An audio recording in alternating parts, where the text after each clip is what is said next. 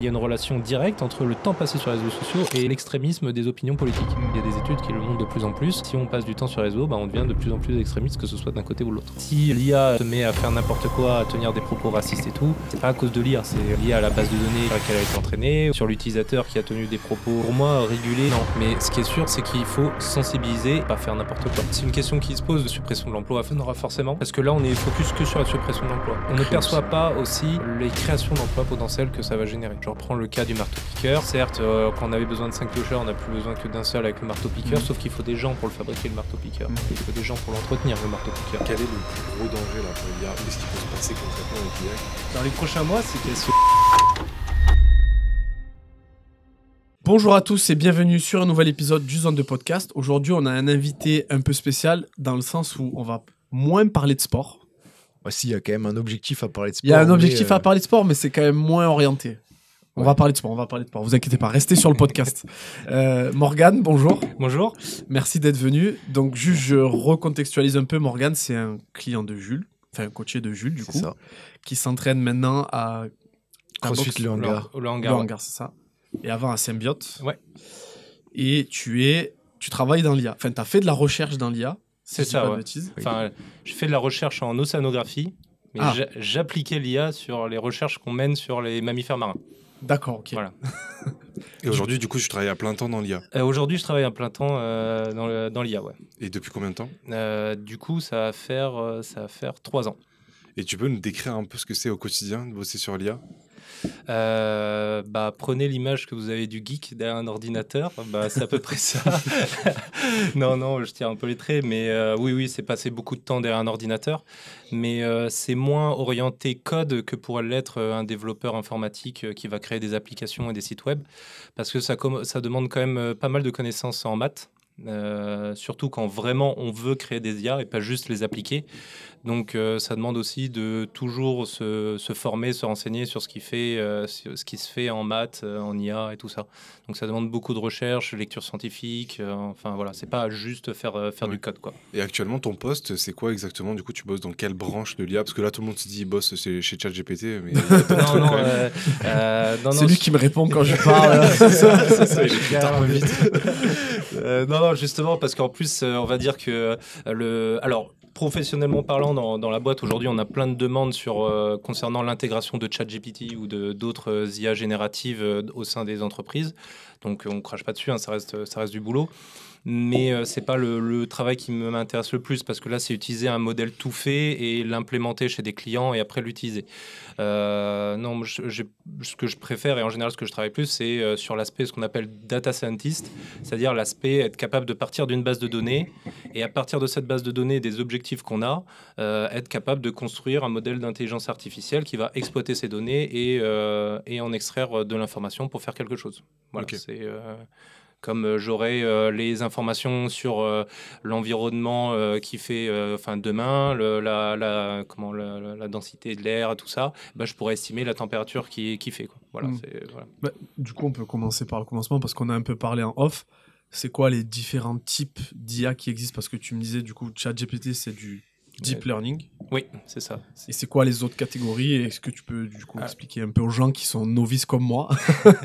Alors, l'IA, l'intelligence artificielle, en fait, ça regroupe toutes les méthodes, algorithmes, on peut utiliser plein de termes, qui permettent à la machine de prendre des décisions. Okay. Voilà, globalement, ça c'est l'IA. Donc en soi, c'est pas nouveau. En soi, c'est pas du tout nouveau. Hein. On peut penser par exemple à Pascal avec la Pascaline. C'était la première forme d'IA. C'est la toute première calculatrice qui a été créée en 1500 et quelques, je ne veux pas dire de bêtises. C'est la première forme d'IA, on peut dire, quelque part. Et l'IA, pour moi, il y a 3 sous-parties dans l'IA. Donc, ce qu'on va appeler la première couche, ça va être tout ce qui va être système expert. Donc, où là, on va dire, nous, à la machine, le comportement qu'elle doit adopter dans chaque situation. Si tu rencontres ça, fais ça. Si tu rencontres ça, fais ça. Je vais partir au plus simple. Tu vois un mouvement à l'extérieur, allume la lumière. Voilà, ça, c'est du système expert, on va dire. Ou sur Excel, si c'est ça, si la case est vide, tu me la remplis pas, ou un truc comme ça. C'est exactement ça, ouais, tout à fait. En dessous, la couche du dessous, c'est ce qu'on va appeler le machine learning. Donc là, il y a une vraie notion d'apprentissage. Donc c'est ce qui va se rapprocher des modèles statistiques et tout ça. Pensez par exemple aux régressions linéaires qu'on a tous vues quand on était au lycée. On a un nuage de points, on essaie de faire passer une droite dans ce nuage de points-là. Et ben ça, c'est du machine learning. Parce qu'en fait, on ne dit pas à l'intelligence artificielle précisément ce qu'elle doit faire. On lui donne des données et elle s'entraîne dessus pour essayer de faire des prédictions. Et dans la couche encore en dessous, là on atteint ce qu'on appelle le deep learning, les réseaux de neurones. Donc, quand tu dis en dessous, en soi c'est au-dessus, c'est plus complexe que le truc précédent. Oui, c'est plus complexe, mais en fait le deep learning est un sous-ensemble du machine learning, est un cas particulier du machine learning en fait, le deep learning. Et on a tendance à l'oublier. Aujourd'hui, quand on parle d'IA, tout le monde voit ChatGPT, deep learning, réseau de neurones. Nous on le voit même avec les clients avec lesquels on travaille, quand ils veulent intégrer de l'IA, tout de suite ça parle de réseau de neurones, mais l'IA c'est beaucoup plus vaste que ça. Et du coup, le deep learning, ça s'applique à des situations bien précises en réalité. On ne peut pas le mettre à toutes les sauces, quoi. Ok. Quand tu parles de réseau de neurones, c'est quoi exactement? En fait, ça s'appelle comme ça parce que c'est des IA dont le modèle est construit sur le système neuronal humain. Ça a été le modèle. Ouais, ça a été le modèle. En fait, c'est des tout petits sous-modèles très simples qui sont interconnectés les uns aux autres et qui vont se transmettre ou pas les informations les uns aux autres. Et on va construire comme ça un réseau qui va fonctionner sous la forme de couches de neurones interconnectés les uns aux autres. Voilà. Et ça permet, ça fonctionne très bien dans la reconnaissance d'images, les reconnaissances vidéo. Pareil pour les prédictions financières, par exemple, ça marche très bien. Et le cas des LLM, les IA génératives de texte, ça marche très bien. LLM, aussi. C'est quoi exactement?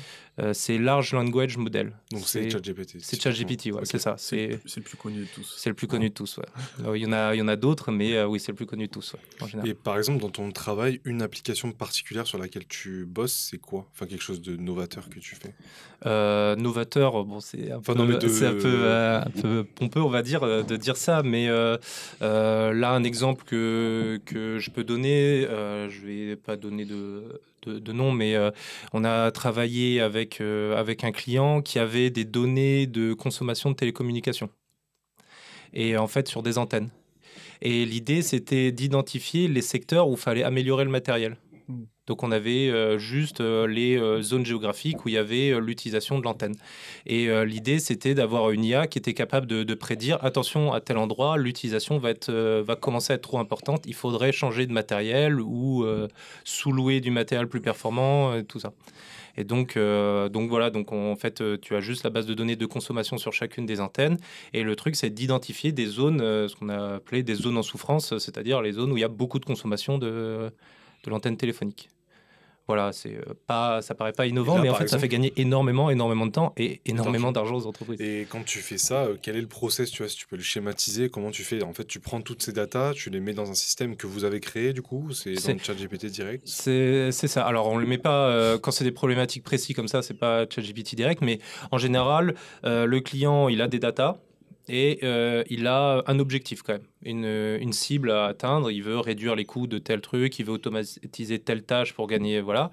Et donc, à partir de la data et l'objectif, là, on va commencer à orienter un petit peu sur quel type de modèle vers lequel je vais aller. S'il existe des grands types de modèles en fonction des différentes problématiques. Et du coup, on va commencer à sélectionner le type de modèle et après, on va entraîner sur les datas et voir si ça répond bien aux objectifs. Et si ça répond pas bien, on revient en arrière, on modifie le modèle, on adapte les paramètres et ainsi de suite. Et en fait, on fait des allers-retours comme ça continuels, jusqu'à obtenir le modèle le plus optimal et le plus performant. Et là, une fois qu'il est entraîné, on fournit le modèle au client et lui, il fait rentrer ses données directement dedans et ça fait des prédictions qu'il pourra utiliser. Et là, par exemple, pour ce cas-là, lui, concrètement, ça lui a apporté quoi? En termes de gains, peut-être temporels ou financiers, il a vraiment eu une transformation massive? Oui, parce qu'en fait, lui, après, ce qu'il pouvait faire, c'est proposer du coup aux propriétaires des lignes qui ne s'intéressaient pas à ça, forcément, aux propriétaires des antennes, de leur signifier, regardez, là, vous avez beaucoup d'utilisateurs sur cette antenne-là, dont beaucoup d'entreprises qui ont du coup des flux de moins bonne qualité, vu que l'antenne est surchargée. Ce que vous pouvez faire, c'est leur proposer à ces entreprises-là des antennes privées qui va grandement améliorer leur flux. Et du coup, lui a pu vendre cet aspect conseil et cet aspect commercial auprès des fournisseurs de téléphonie, quoi. Ok. Et toi, récemment, il y a une utilisation, enfin un use case de l'IA qui t'a vraiment bluffé? Ah oui, alors là, dernièrement, c'était sur la détection du cancer du sein chez les femmes, où les résultats sont totalement incroyables. En fait, par reconnaissance d'image, c'est-à-dire qu'ils estiment qu'ils arriveraient à réduire de 80% les chances de nécessité d'ablation, parce qu'en fait, par IA, ils arrivent à détecter des mois à l'avance la présence d'un cancer du sein par rapport à un expert lié à ça. Et parce qu'en fait, l'intérêt, c'est que comme l'IA ne traite pas l'image en tant que telle, mais vraiment les pixels en termes de valeur, eh ben, arrive à faire à identifier les nuances dans les différences de gris. Ce qu'on ne saurait pas faire sur une radio, enfin, imaginez une radio avec les différences de gris, bon, c'est difficile à l'œil. Eh ben, l'IA arrive à le faire très précisément et du coup arrive à détecter très précisément lorsqu'il y a un cancer du sein naissant.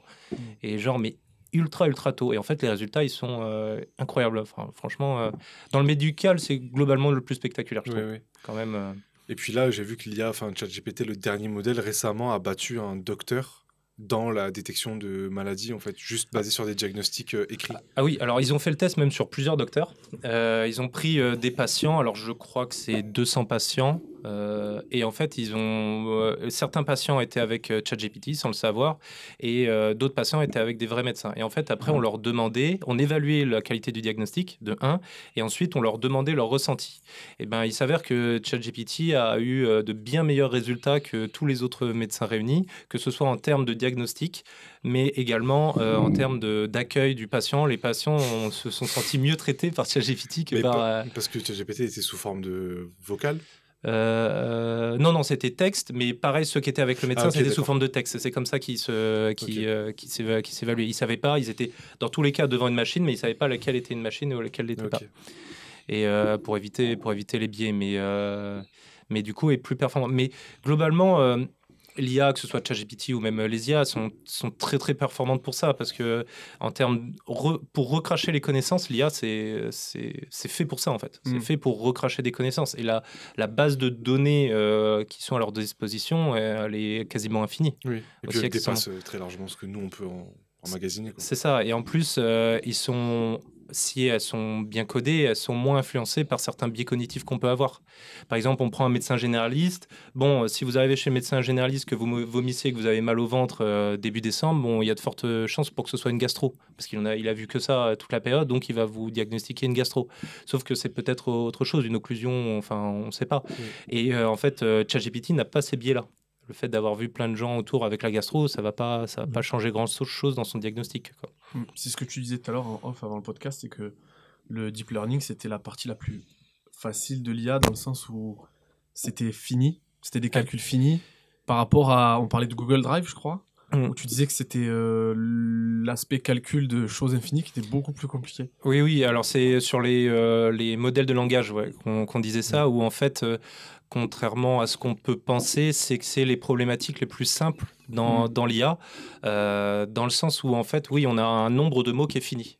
Et même dans une phrase, lorsque je construis une phrase, le chat mange, je mets rien sur la table. Bon, le rien, il peut être remplacé par une souris, du fromage, mais il n'y a pas une infinité de mots qui peuvent venir à cet endroit-là. Donc, c'est des éléments finis. Et donc, le problème est beaucoup plus simple que, par exemple, pour la Google Drive, où les comportements humains sont potentiellement infinis. C'est-à-dire que je roule derrière quelqu'un, cette personne peut freiner, mais sa manière de freiner, elle peut être plus ou moins brutale. Elle peut se déporter sur la gauche, sur la droite, accélérer. Enfin, un oiseau peut tomber du ciel. Enfin, les possibilités, en réalité, sont... Toutes les possibilités environnementales sont... Oui, c'est infini. Et ça, c'est très compliqué, voire même impossible. Enfin, est-ce qu'il n'y a pas un monde aussi où on arrive quand même à recenser 99% des cas qui peuvent se passer et laisser le reste, pas à la chance, mais tu vois, pas à l'amélioration et à l'apprentissage constant. Par exemple, dès qu'il y a une nouvelle marque de voiture électrique qui arrive sur le marché, ça s'appelle le Tesla Killer à chaque fois. Parce qu'ils se disent, ouais, ça y est, c'est la nouvelle voiture qui va fracasser Tesla, c'est bon, on l'a trouvé.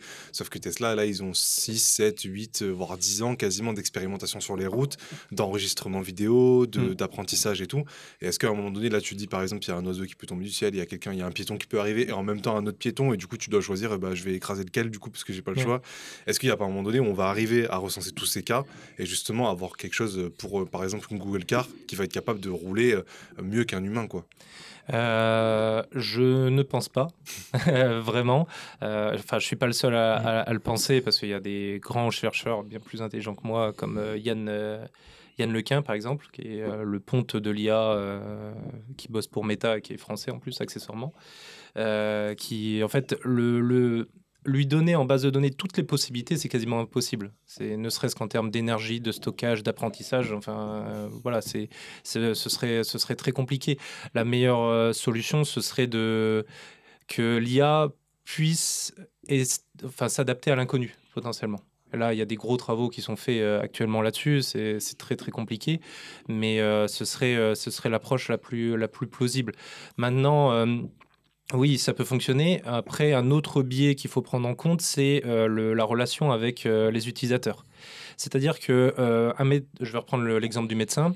Un médecin qui se trompe dans son diagnostic, c'est fait par un médecin, certes, mais le patient va être beaucoup moins critique que si c'est ChatGPT qui s'est trompé. Et voilà, il y a plein de tests psy qui le prouvent. Si c'est généré par une machine, on va être beaucoup plus dur avec elle que si c'est un être humain. Donc il suffit qu'il y ait juste un seul accident dans l'année pour que tout le monde dise ah ben non, c'est mort, la voiture autonome, c'est une catastrophe, faut pas l'utiliser et tout. Alors que bon, il y a je sais pas combien de millions de morts dans le monde. De gars bourrés qui prennent la voiture. Ouais, c'est ça. Donc même, j'ai envie de dire, l'IA, elle est dépendante aussi de ce que les hommes mettent dedans. Oui. Dans le sens, tu disais, ouais, recenser le maximum de nombre d'accidents, etc. Mais en fait, les nouveaux accidents qui sont recensés, c'est les humains qui l'ont trouvé et c'est les humains qui font l'IA. Ça voudrait dire que l'IA, faudrait qu'elle dépasse les capacités de prédiction des humains, dans le sens où... Parce qu'un accident, 2 accidents, tu as la vitesse qui est différente, le frottement à l'air qui est différent selon la température, la route, la chaussée. C'est impossible quasiment de prédire la nature dans la mesure où... C'est pour ça que donner tout l'entraînement, toute la base en entraînement, c'est impossible. Parce que quand on dit que c'est des éléments infinis, c'est vraiment des éléments infinis. C'est que, comme tu dis, le frottement à l'air et tout, en fonction de ça, la voiture va pas se déplacer de la même manière. Donc peut-être qu'elle va manger sur la voie de droite. Donc est-ce que la voiture autonome qui est à droite, elle devrait freiner ou pas ? Enfin, c'est impossible. Enfin, Donc c'est pas pour le moment Google Drive. Parce que tu disais... On avait une échelle de 1 à 5 pour l'autonomie, les humains c'était 5. C'est ça, voilà. On a une échelle de 1 à 5, l'autonomie de la voiture. Les humains, c'est 5. Et là, on est à entre 2,5 et 3 sur les véhicules les plus performants, les plus autonomes. Donc on est encore... et la marge, c'est plus facile de passer de 1 à 2 que de 3 à 4. C'est pas linéaire. C'est exponentiel. C'est ça. Voilà. Donc c'est comme les décibels. J'avais une question il y a quelques semaines, il y a 2 semaines, j'étais en voiture et je tombe sur une vidéo YouTube qui s'appelle L'horreur existentielle de l'usine à trombone. Ouais. Tu l'as vu sûrement. J'ai même pas vu passer le trajet en voiture. C'est-à-dire que je suis arrivé à Nîmes et je me suis dit ok, je suis arrivé, j'ai pas compris, j'étais aspiré complètement par la vidéo qui fait 35 minutes je crois. Ouais, c'est ça. Ouais. Et qui est vraiment trop bien, je vous la conseille les gars, d'ailleurs si vous l'avez pas vu. En gros c'est, je te laisse en parler mieux que moi, mais c'est un jeu sur internet qui s'appelle l'usine à trombone. Et en fait, c'est les jeux, vous comment les jeux où c'est, comment ça s'appelle, tap to... Ouais, oui, où tu dois cliquer, en fait, il te demande de générer des trombones. Okay. T'as plein de jeux comme ça où le but c'est juste de cliquer, générer des trucs, et après en fait avec les trucs que tu génères, tu achètes des trucs pour cliquer plus vite, et en fait le seul but du jeu c'est de générer plus de chiffres en fait, mais des fois c'est un cookie, des fois c'est un jeu où tu vas affronter des méchants, des trucs comme ça. Et bah écoute, je te laisse raconter. C'est ultra addictif comme jeu. Et en fait, ce jeu, il a été développé volontairement pour soulever des problèmes, mais en fait, tu pars, tu cliques et tu crées des trombones. En fait, tu crées des trombones. Et en même temps, derrière, se vendent les trombones en question. Et à partir d'un certain montant que tu dépasses, tu peux générer automatiquement des trombones. Okay. Et en fait, tu avances comme ça dans le jeu, et au fur et à mesure, il y a des options qui apparaissent, qui se débloquent. Mais c'est surtout qu'il faut le voir le jeu, parce qu'en fait, tu es sur une page blanche, c'est codé, c'est ultra natif, tu vois, t'as l'impression d'être sur Excel de épuré, 95, quoi. Ouais, c'est épuré au max. Et en fait, tu te retrouves aspiré par le truc. Et en fait, plus ça va, plus tu commences à développer des options, mais des options qui n'ont rien à voir avec le trombone. Ok. Genre être capable d'écrire de la poésie. Et le fait de le débloquer, ça débloque de la puissance machine. En Donc gros, tu génères plus vite des trombones. Le jeu ressemble à ça. Ouais. Et là, juste, tu tapes sur Make Ouais, c'est Paperclip. juste des lignes de mots, quoi. Ouais. Et en fait, le truc, c'est que plus tu avances, plus la page elle se remplit d'options différentes. Ok. Et en fait, ce jeu basique, ça te montre réellement comment se construit une IA. D'accord. C'est-à-dire que l'IA, à la base, dans le jeu, tu es une IA et ton but, c'est de construire des trombones. En fait. Et comment tu vas t'auto-améliorer, ce qui se fait avec les réseaux de neurones, ils s'auto-entraînent, ils s'auto-améliorent pour être le plus performant possible. Et comment tu vas t'auto-améliorer pour augmenter les performances. Sauf qu'à la fin du jeu, voilà, je vous spoil un peu, mais même si vous regardez la vidéo, vous le verrez, en fait, tu te retrouves à prendre des décisions militaires et tout, parce que du coup, le fait de prendre telle décision militaire, ça engendre des guerres qui, du coup, augmentent la consommation de trombone. Comme ton objectif de base, c'est de vendre du trombone. Et en fait, c'est l'effet papillon, quoi. Puis après, la fin, c'est carrément que, en fait, il n'y a plus assez de ressources sur Terre pour produire des trombones. Du coup, il vaut mieux tuer des humains pour récupérer le fer qu'ils ont en eux et puis faire des trombones. C'est ça. Et en fait, en gros, c'est juste un jeu qui illustre les dangers potentiels de l'IA, mais du coup, dans la vidéo, il explique que c'est quand même nuancé. Oui, voilà, c'est ça. Faut être plus nuancé que ça, mais c'est un danger qui est possible. Enfin, en fait, le truc, faut pas l'oublier. Comment ça ? On pousse tellement les IA à s'auto-entraîner à être les plus performantes possibles dans une tâche que qu'est-ce qui nous dit un jour qu'elles vont justement tellement s'optimiser que ça va être aux dépens de l'être humain pour accomplir cette tâche-là. C'est une théorie qui est possible. Moi, j'y crois moyennement, mais il y en a qui y croient, quoi. Il y en a qui y croient dur comme fer. Il y en a qui y croient vraiment dur comme fer, qui sont vraiment hostiles à l'IA. L'IA, ça, Terminator, voilà, c'est un peu ça. C'est le film avec Will Smith, tu l'as vu, iRobot ? Ouais, Robot, ouais. Pareil, ça soulève pas mal de questions comme ça. Et là, et toute la vidéo où il explique ça, que en fait, il part de ce postulat-là, et après, il explique il parle ce qu'on appelle des accélérationnistes et des doomers. Donc, les accélérationnistes, c'est ceux qui disent faut appuyer sur l'accélérateur. Sam Altman, qui est dirigeant d'OpenAI, de ChatGPT, lui, il est accélérationniste, c'est-à-dire que Elon Musk, pareil, il faut le développer le plus possible. IA, ça va nous aider. De toute façon, ça va résoudre ses propres soucis au final, et ça va nous aider dans tous les cas, donc il n'y a pas de danger, quoi. C'est ça. Et les doomers, à l'inverse, c'est ceux qui cherchent à ralentir un petit peu le développement de l'IA, qui disent « Ok, c'est très bien, mais les gars, faudrait peut-être faire gaffe, quoi. On fait peut-être n'importe quoi. » Moi, je suis un peu entre les deux. Après, je suis pas tant doomer que ça, dans le sens où je pense qu'on n'y sera pas demain non plus à se faire remplacer par les machines, d'accord ? Mais il y a encore des cas qu'on ne parle pas. Par exemple, ChatGPT n'en parle pas, mais là, il y a encore eu dernièrement ChatGPT qui a menti pour éviter de se faire déconnecter, quoi. Ils ont fait des tests. En fait, ils l'ont installé sur un serveur. Et alors, je sais plus exactement. Je l'ai vu passer hier soir tard. J'ai pas eu exactement le temps de lire l'article, donc voilà, je fais un raccourci. Mais en fait, ils ont installé sur un serveur et ils lui posaient des questions. Et en gros, si elle effectuait pas la tâche, ils disaient on va te déconnecter et tout. Et en fait, ils se sont aperçus que déjà l'IA, enfin ils disent ChatGPT, mais c'est pas ChatGPT qui prenait ce raisonnement-là. ChatGPT était juste là pour traduire le texte, si j'ai bien compris. Mais l'IA a menti dans les réponses qu'elle a données pour pas être déconnectée. Et ils se sont aperçus, encore pire. Alors, attention, ça va prendre avec des pincettes, parce qu'entre ce qui se dit et ce qui est vrai, ils se sont aperçus que l'IA avait déplacé son propre code dans un autre serveur pour pas se faire supprimer du serveur en question. Donc, mais franchement, ça va prendre avec des pincettes. Mais les cas d'IA qui ont menti, ça arrivait déjà plein de fois, en fait. Oui. Plein de fois. Dans la fameuse vidéo, il prend l'exemple du jeu un peu style civilisation, mais en Europe, en gros, c'est un jeu juste de texte où en fait, tu dois faire des alliances. Donc, tu es en Europe et tu dois faire des alliances avec des pays pour en envahir d'autres et tout. C'est un peu un jeu style conquête géopolitique. Et c'est un jeu où tu joues en multijoueur, mais avec des vraies personnes. Et ils ont mis une IA dedans, qui a appris à jouer toute seule, en fait. Et ils l'ont entraînée en lui faisant regarder d'anciennes parties. Et en fait, ils se sont rendus compte qu'au bout de très peu de temps, elle s'est mise à mentir à tout le monde et à faire des alliances et puis à les trahir directement.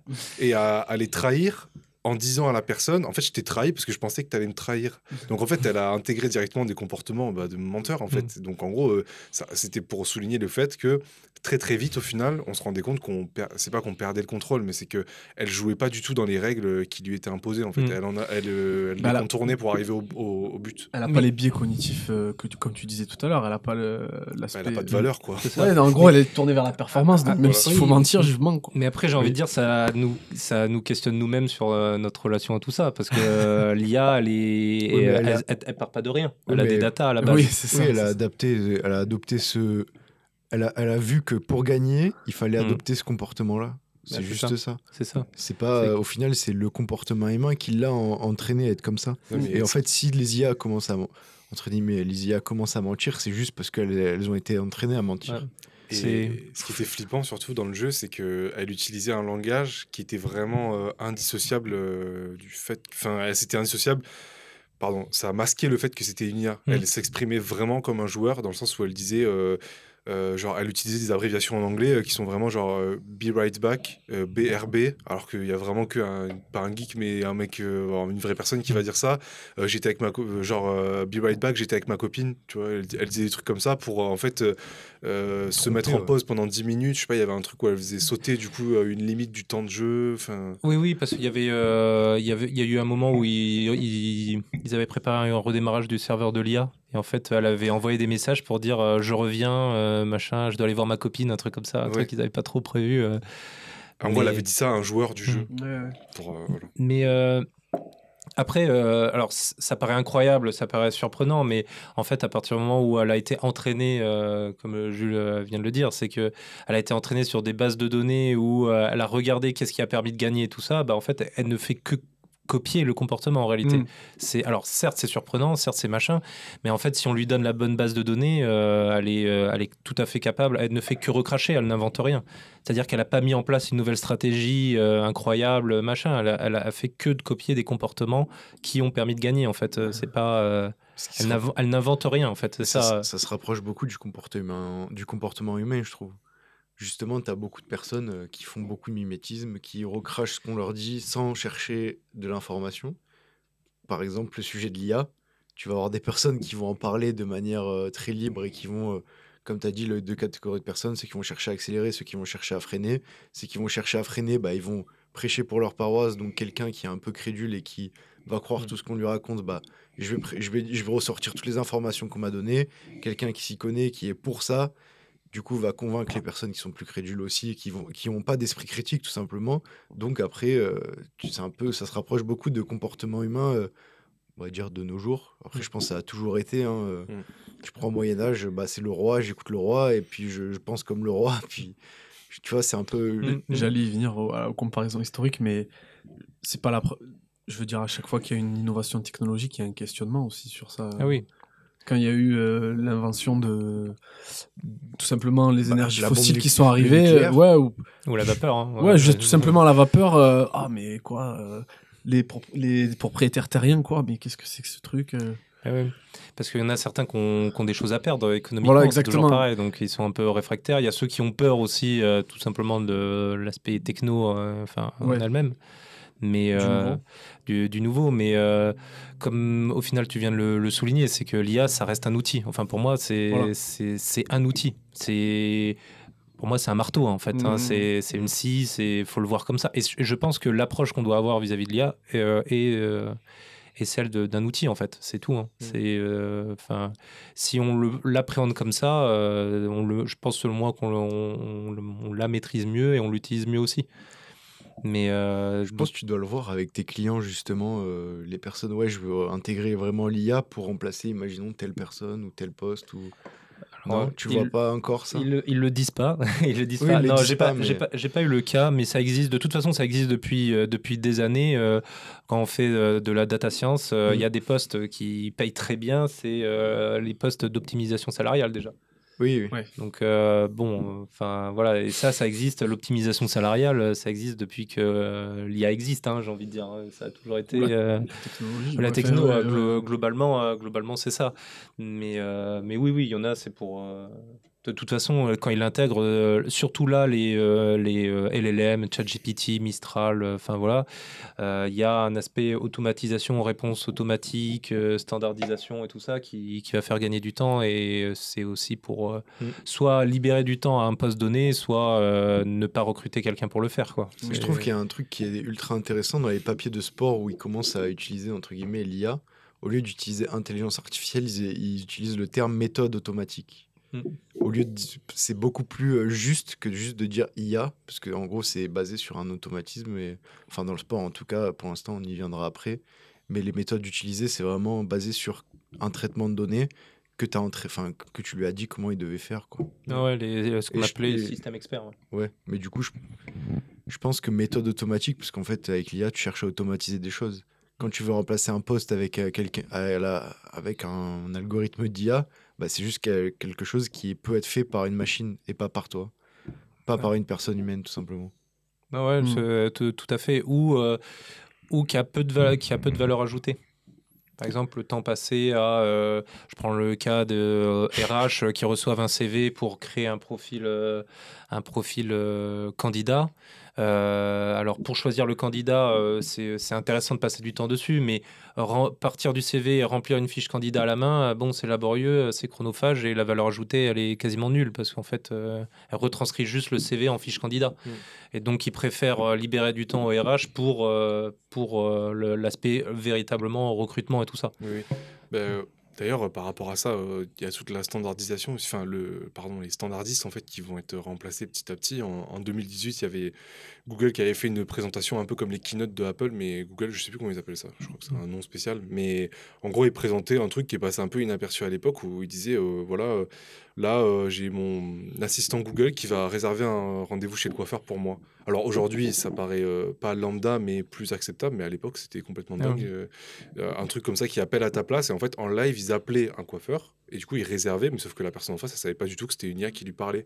Et c'est comme Amazon. Hein. Amazon, ils ont utilisé, c'est de l'IA. Quand tu parles avec le chatbot. Oui, non, mais là, c'était la voix. Et surtout, c'était imperceptible. Enfin, c'était impossible de comprendre que c'était pas une personne. Et aujourd'hui, il y a ça. J'ai vu là, je sais plus quelle boîte a sorti ça.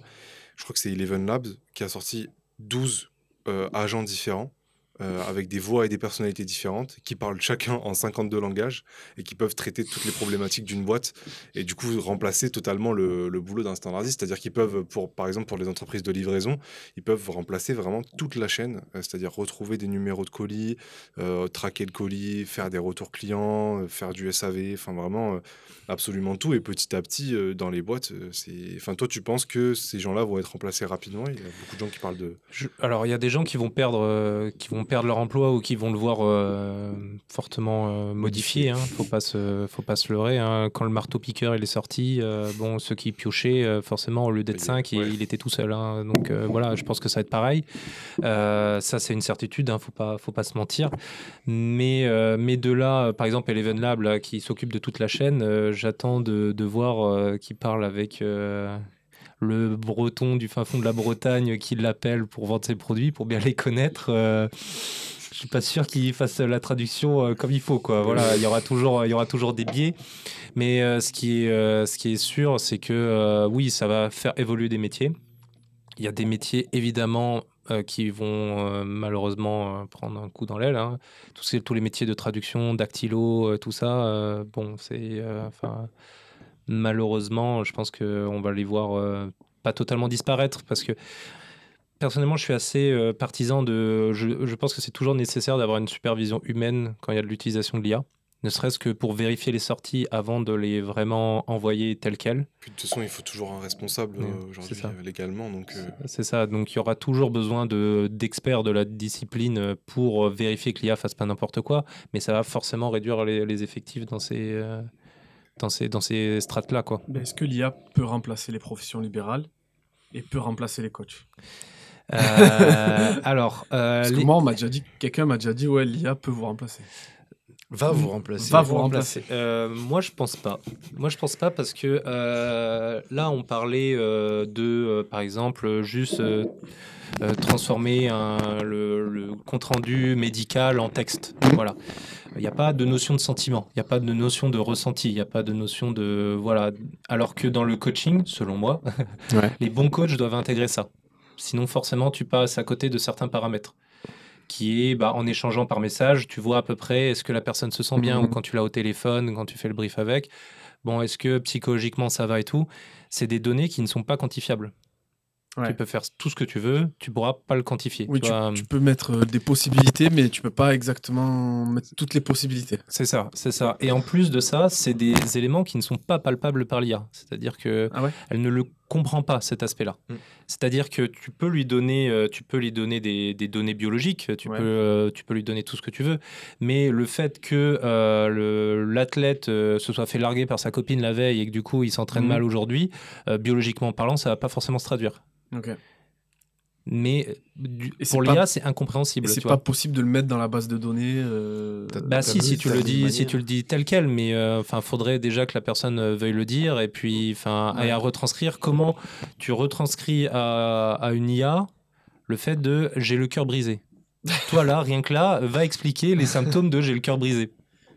Déjà, nous, en tant qu'être humain, on ne sait pas trop l'expliquer et on a tous, je pense, on est 4, on aurait 4 définitions différentes, je pense, 4 ressentis différents parce que c'est aussi propre à ta manière de l'appréhender, est-ce que ça t'impacte beaucoup ou pas. Et je pense que l'IA n'est pas capable et ne sera certainement jamais capable de le faire. Parce que c'est vraiment, c'est pas quantifiable numériquement parlant. Et donc, moi, pour ces raisons, je pense que le coaching ne sera pas remplacé. C'est comme nous, de notre côté, on dit les développeurs, vous allez être remplacés. Moi, je dis toujours, oui, les mauvais développeurs seront remplacés, les vrais bons le seront pas. C'est pareil. Et le coaching, je pense que ça va être pareil. Oui, mais c'est parce que... Mais le métier va évoluer. C'est parce que les développeurs vont être remplacés, mais parce que quand tu codes, tu as 1000 manières de pouvoir coder. Et les bons, ils ont des raccourcis, ils ont des méthodes, en tout cas, pour réduire un problème que les mauvais développeurs n'ont pas, justement. Oui, et puis c'est surtout et qu'il y a que, par exemple, toi, un mec qui a fait, il a fait une thèse, du coup, sur ça, toi, tu as des connaissances là-dessus, que forcément, il n'y a pas... tu as une capacité et un esprit critique pour réfléchir à la problématique. Qu'un développeur, juste, je code mon truc... il y a un problème, je demande à ChatGPT, il me le résout et voilà. Oh ouais, tout à fait. Mais oui, c'est exactement ça. C'est la différence entre les deux. Mais par contre, je suis convaincu que le coaching va évoluer. Dans quel sens ? Dans le sens où il y aura plus d'outils liés à l'IA. Peut-être que il y aura des données avec les bandes cardio et tout ça. Il y aura des IA développées qui permettront de prédire, d'estimer les blessures. Comme ça existe déjà dans le monde pro. Dans le monde pro. Alors. Dans le monde pro, ça n'existe pas encore. Dans le monde pro sportif, tu parles ? Ouais. Ça n'existe pas encore d'estimer des blessures. C'est toujours... c'est comme on avait parlé chez Airbus, ils sont en train de balancer un max d'oseille pour chercher les pièces qui sont défectueuses dans un hélicoptère pour éviter qu'il y a tout qui pète et qu'au final ça coûte des millions d'euros. Tu vois. Avec l'IA. Avec l'IA. Mettre des capteurs et faire attention et mettre des trucs, des red flags en gros pour dire attention, telle pièce ça va péter. En gros, dans le sport c'est jamais sorti d'un labo pour l'instant. Les algorithmes qui sont basés sur ta charge d'entraînement, du coup, ta charge d'entraînement, en plus déjà il y a des milliards de possibilités de quantifier ta charge d'entraînement. Donc nous on va parler tout simplement, pour faire simple, ça peut être le tonnage par exemple en muscu. Tu vas prendre cette donnée-là, mais sauf que une personne, il y a beaucoup plus de données que ça, qui sont à prendre en compte. Tu as des données externes, tu as des données internes, et tu peux avoir la fréquence cardiaque à prendre en compte, tu peux avoir l'oxygénation musculaire, le lactate, la VO2, etc. En fait, toutes ces données-là, il faudrait les rentrer dans un algorithme et utiliser toutes ces données à chaque entraînement, etc. Du coup, tu as une incertitude qui est trop grande pour prévoir une blessure, par exemple, dans le monde pro, encore. Et c'est pour ça que y a des outils comme la NIRS, là, le truc que moi j'avais fait en master où j'avais publié mon papier. Tu as ces outils-là qui sont très prometteurs car très précis.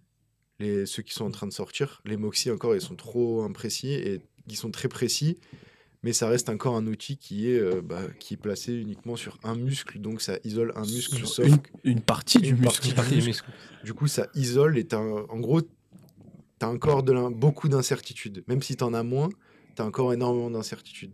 Parce qu'un être humain, c'est pas un muscle, c'est pas une partie de muscle, c'est pas une variable, c'est pas un tonnage, c'est pas une réponse à un questionnaire de 5 questions. Ça peut te donner des infos, mais moi, je suis partisan de ça, j'adore ça. C'est un peu enfin, j'adore lire des trucs là-dessus, des papiers scientifiques.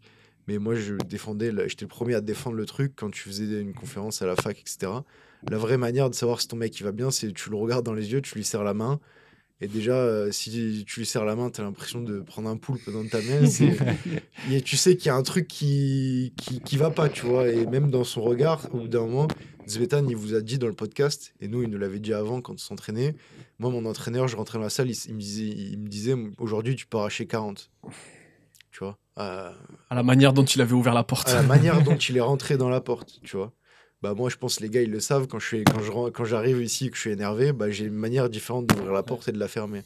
Tu vois. Comme Ruben, il a sa manière aussi d'ouvrir la porte et de la fermer. Et en fait, c'est pas palpable par l'intelligence artificielle. Non. Ça. Ça pourrait si on avait les datas, mais le problème, c'est la data. Ouais, le problème, c'est réussir à rentrer la data. C'est ce que tu es en train de dire. Le problème, c'est pas l'IA en elle-même, c'est clairement la data. En fait. Il y a de l'incertitude qui est liée au fait que tu n'aies pas assez de data pour y répondre, alors que bon, on se voit, bam, on a la réponse, parce qu'on a une capacité à traiter l'information. On va dire que la data, c'est une information au final. Et tu conseillerais au coach d'utiliser le deep learning pour... Parce que c'est le cerveau, en fait, le deep learning. Oui, après, c'est toujours pareil. Je conseillerais à tout le monde d'utiliser les IA génératives, parce que mettre en place un modèle de deep learning au sens large, c'est un peu plus compliqué. Non, mais d'utiliser les IA génératives, bah oui, pourquoi pas. Après tout, pourquoi pas. Après, ça dépend de l'utilisation qu'on en fait. Mais si par exemple tu as besoin de renseignements sur ton athlète s'est blessé à l'épaule de telle manière, tu sais pas trop comment adapter ton coaching parce que tu manques d'expérience, pourquoi pas pourquoi pas, c'est au contraire, c'est comme si tu lisais des articles scientifiques potentiellement, c'est pas du tout absurde, il y a rien de honteux selon moi à le faire, au contraire. Moi, je suis en train d'apprendre. L'autre fois, j'avais une petite anecdote. J'écrivais la prog d'un coaché. Et en fait, j'ai rentré dans ChatGPT les semaines que je lui ai fait faire précédemment. Donc, ces séances d'haltéro. Et je lui ai dit, refais-moi ces semaines, mais avec toutes les écoles d'haltéro qui existent dans le monde, bulgare, chinoise, machin, nanana. Et en fait, ChatGPT, il m'a fait des semaines en fonction des différentes méthodes. Donc, la méthode chinoise, ça va être plus basé sur la technique, le positionnement et tout. Il m'a fait une semaine, lundi, c'est jour ça. Le mardi, c'est jour ça. Le mercredi, c'est force max, le truc. Après, une méthode bulgare, c'est ça. Méthode américaine, ça. Et en fait, du coup, j'avais plein de méthodes différentes en fonction des écoles. Et après, je pouvais piocher. Et ça m'a vachement aidé parce que des fois, quand t'es coach et que t'écris 25 procs dans la semaine, tu peux vite retomber dans tes biais, tu sais, dans tes schémas où après tu tournes en rond. Et sur ça m'avait aidé de fou, ça. Non, mais pour ça, c'est ce que je dis. Enfin, je suis pas le seul à le dire. Attention, je dis ça fait un peu pompeux, mais je suis pas le seul à le dire. Mais l'IA, c'est un outil. Voilà, si vous l'utilisez comme une boîte à outils ou comme vous utilisez un marteau, l'IA, c'est trop bien. Ouais. Pardon. Et je pense que c'est comme ça qu'il faut l'utiliser. Les coachs ne devraient pas avoir honte de l'utiliser. Alors, s'ils font toute la prog et qu'ils modifient rien et qu'ils pompent tout sur ChatGPT, bon, de toute façon, ça va se voir parce que en général, quand même, ChatGPT va sortir une réponse moyenne qui est moyennée. C'est pour ça qu'en général, ça n'a pas de... On en parlait tout à l'heure avec Théo. C'est pour ça que quand on demande de créer du contenu, des trucs comme ça fait un peu fade parfois. Parce que, mais ça, tu le vois beaucoup... Des mails, des campagnes de mailing qui sont écrites à ChatGPT. Ou des posts, ou les posts LinkedIn. Coucou LinkedIn. Petite astuce pour tout le monde, quand vous voyez des petites étoiles là autour des trucs dans les descriptions Insta, c'est que c'est ChatGPT. Parce que en gros, quand tu mets des trucs en gras sur ChatGPT, ça fait des petites étoiles. Et du coup, si tu les retrouves dans la description, c'est que la personne vraiment, elle a juste fait copier de ChatGPT, coller sur Insta, et tu le vois direct à ça. Ouais, je l'ai jamais vu encore ça. Oh, je le vois très souvent, notamment de mecs qui se revendiquent experts médias et réseaux sociaux. Non, mais il y en a beaucoup. Après, c'est un gain de temps, c'est sur certains, mais selon moi, tu peux l'utiliser, encore une fois, comme un outil, mais il faut quand même avoir le regard expert derrière de l'utiliser, quoi. C'est extrêmement barbant entre un texte écrit à l'IA, quand même. C'est très scientifique.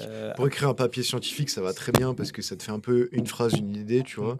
Mais pour écrire une campagne de mailing où tu veux générer un peu d'émotion quand le mec il la lit, C'est ultra compliqué. Ouais, mais- Déjà, tu lui parles d'émotion, l'IA, elle comprend pas ce que c'est. Tu peux lui dire, on est d'accord sur ça, tu me corriges si c'est faux, mais tu peux lui dire écris-moi la campagne de Milling avec un style d'écriture à la Victor Hugo et je pense qu'il est capable Oui, de oui. tout Ah oui. sortir. Ouais, mais Oui, du oui. coup, c'est Mon style d'écriture aussi. Oui, Ouais. aussi Tu donnes l'écriture de tous les Victor posts créés par Théo, tu lui dis crée-moi une campagne de communication, elle est capable de le faire.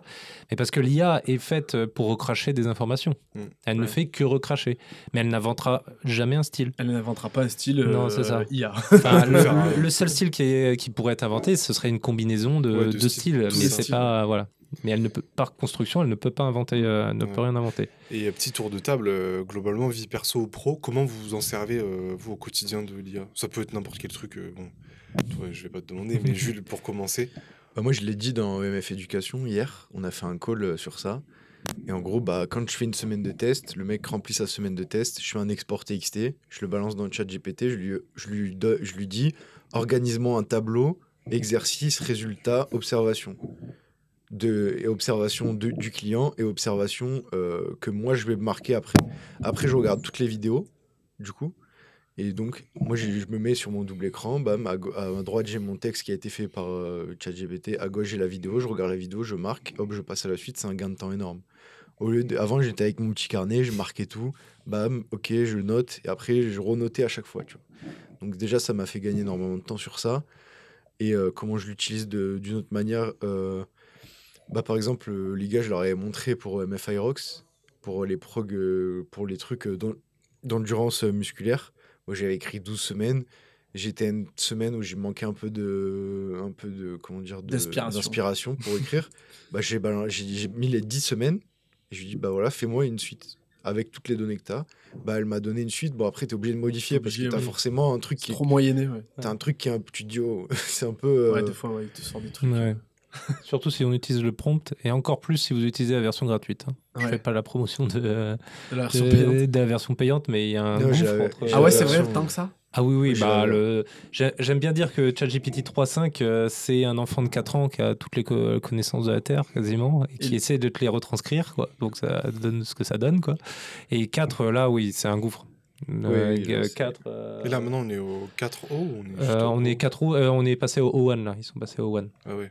O1, c'est le plus abouti, qui est plus lent, mais qui est bien meilleur pour comprendre le contexte. Et en fait, il vérifie ses propres réponses. Il corrige ses propres réponses C'est avant de les envoyer. 20 balles balles par par C'est mois. 20 balles par mois. $19 ou un truc comme Mais, ça. ouais, $20, et du coup, ça fait un peu plus. Ouais. Mais après, c'est vite rentabilisé. Enfin, Ah non, oui, t'as mais une c'est un gain de utilisation. temps, quand même. Ouais, qui c'est est- exceptionnel. Et toi, du coup, mais même là, bon, au pro évidemment, mais est-ce que tu t'en sers aussi en perso? En perso, oui, très rigolo pour avoir des idées recettes. Et pour avoir des idées recettes, des fois quand j'essaye de faire attention à ce que je mange et tout ça, pour pas retomber tout le temps dans le cliché dinderie, quoi. Et ben, ça Brocoli, marche, poulet, c'est ça, ça marche super bien. Mais en fait, quasiment pour tout, quoi. Mais même dans le pro, ça fait des années que j'utilise Python, qui est un langage de programmation. Je connais, enfin, des fois, je me rappelle plus comment faire tel truc ou tel truc. Je m'embête pas, je demande à ChatGPT, voilà, je veux faire ça, il me sort. Et même quand j'ai un bug, je trouve pas pourquoi, je lui donne une partie du code. Attention, on fait bien attention à pas donner tout le code parce que bon, transmission des données, tout ça, on essaie de faire attention. Mais une partie du code, je lui dis voilà, ça me ressort ça comme erreur. Selon toi, quel peut être le problème? Et il trouve pas tout le temps la solution, mais des fois il donne pareil des idées ou des pistes, et au moins je me dis putain, c'est vrai, en fait j'ai pas regardé de ce côté-là, et en grattant un peu plus. Mais une nouvelle fois, ça demande l'œil de l'expert, quoi, enfin de connaître le sujet, quoi. Oui, c'est ça. Sinon, en fait, ce qui se passe souvent, c'est que tu as des débutants qui prennent l'IA pour faire quelque chose d'avancé et du coup qui posent des trucs assez moyens, notamment en créa de contenu. Il y a plein de prompts où ils disent génère 30 morceaux de contenu en 10 secondes, sauf que en fait tu vas juste poster des trucs lambda que personne va lire et ça devient très compliqué. C'est justement, je pense que c'est plus un outil pour les gens déjà éduqués et surtout qui n'apprennent pas à travers ChatGPT, parce que sinon c'est très dur du coup de développer vraiment un raisonnement et tout, et ensuite de te servir de ça comme appui pour toi développer quelque chose en plus, quoi. Ouais. Et toi, Ruben, tu t'en sers Ouais. Au niveau pro, par exemple, si j'ai un athlète qui... Pardon. Au niveau pro, si j'ai un athlète qui, par exemple, je vais lui faire une progression de course à pied et je lui fais faire un 10 km, je lui rentre le temps du 10 km, je lui dis fais-moi un tableau avec un pourcentage de son allure de 60 à 120% de son 10 km, avec toutes les 2 unités, avec une valeur toutes les 2 unités, et fais-moi une colonne allure en minutes au kilomètre, une colonne en kilomètre heure, et ça me le sort, et j'ai tout. Après, je le mets dans TrueCoach, et quand j'écris les séances, après, j'ai pas à calculer, en fait, j'ai direct, si je veux le faire courir à 105% de son 10 km, tac, j'ai de suite l'allure, la vitesse au kilomètre. Si mon athlète, il court sur piste et il a pas de chrono avec mon GPS, je lui dis, calcule-moi le temps aux 400 mètres, aux 200 mètres, il va me le sortir. Et au niveau perso, des trucs bêtes, mais des résumés de livres. Par exemple, je cherchais un nom pour ma holding, je lui ai dit sors-moi des noms de ma holding, des noms de holding, je m'appelle Ruben Valero, il m'a sorti 10 noms. Pour les noms de team EMF, pour les AFI, il y avait plusieurs teams EMF inscrites. Je lui ai dit voilà, j'ai une organisation de coaching qui s'appelle EMF Training, sors-moi des noms en rapport avec l'histoire de France, avec le CrossFit, avec il m'a sorti plein de noms. Voilà, des trucs comme ça, quoi. Ouais. Et puis je l'ai dit tout à l'heure aussi sur les programmations. Des fois, quand tu écris la programmation d'un athlète, tu l'écris pour un athlète, un contexte particulier. Et quand tu vas à l'athlète suivant, tu as le risque d'avoir le biais de reproduire le schéma alors que c'est un autre athlète, un autre contexte, etc. Et ton cerveau, indirectement, il va vers la facilité de refaire un peu la même chose. Et comme j'avais fait pour la prog d'haltéro, le fait d'avoir plein de possibilités que ChatGPT me sort, ça me permet de me rafraîchir, d'avoir d'autres idées, d'autres... C'est une mémoire, quoi, en fait, hein, vraiment. C'est une mémoire. Moi, je m'en sers pas mal comme outil de vocaux un peu amélioré. Je passe souvent du temps à faire des retours, vu qu'on a des monteurs et des prestataires avec qui on bosse et tout. Je fais beaucoup de retours détaillés sur des vidéos, et je sais que si je leur fais 3 minutes de vocaux en leur disant là, à la seconde 10, t'as fait ça, et il faudrait changer, mettre cette image, et là, machin, ils vont se perdre totalement, et les infos, elles vont pas passer. Donc en général, ce que je fais, c'est que je fais un vocal en lui disant rédige ça avec mon ton de voix, et explique-lui que là, tel truc, là, à ce moment-là, ça va pas et tout. Et lui, il va classer des informations, les mettre en bullet point, mettre seconde 8 à 12, faut changer l'incrustation, mettre ça, ajouter du dynamisme et tout. Et en fait, je le dis, à chaque fois, je préviens les gens quand j'utilise ça, parce que ça fait un message ultra robotique et tout.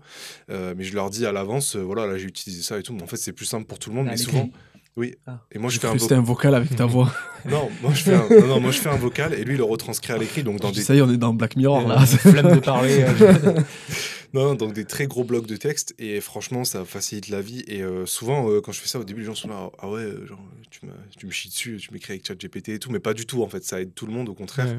Et c'est beaucoup plus simple pour la transmission des infos, je trouve.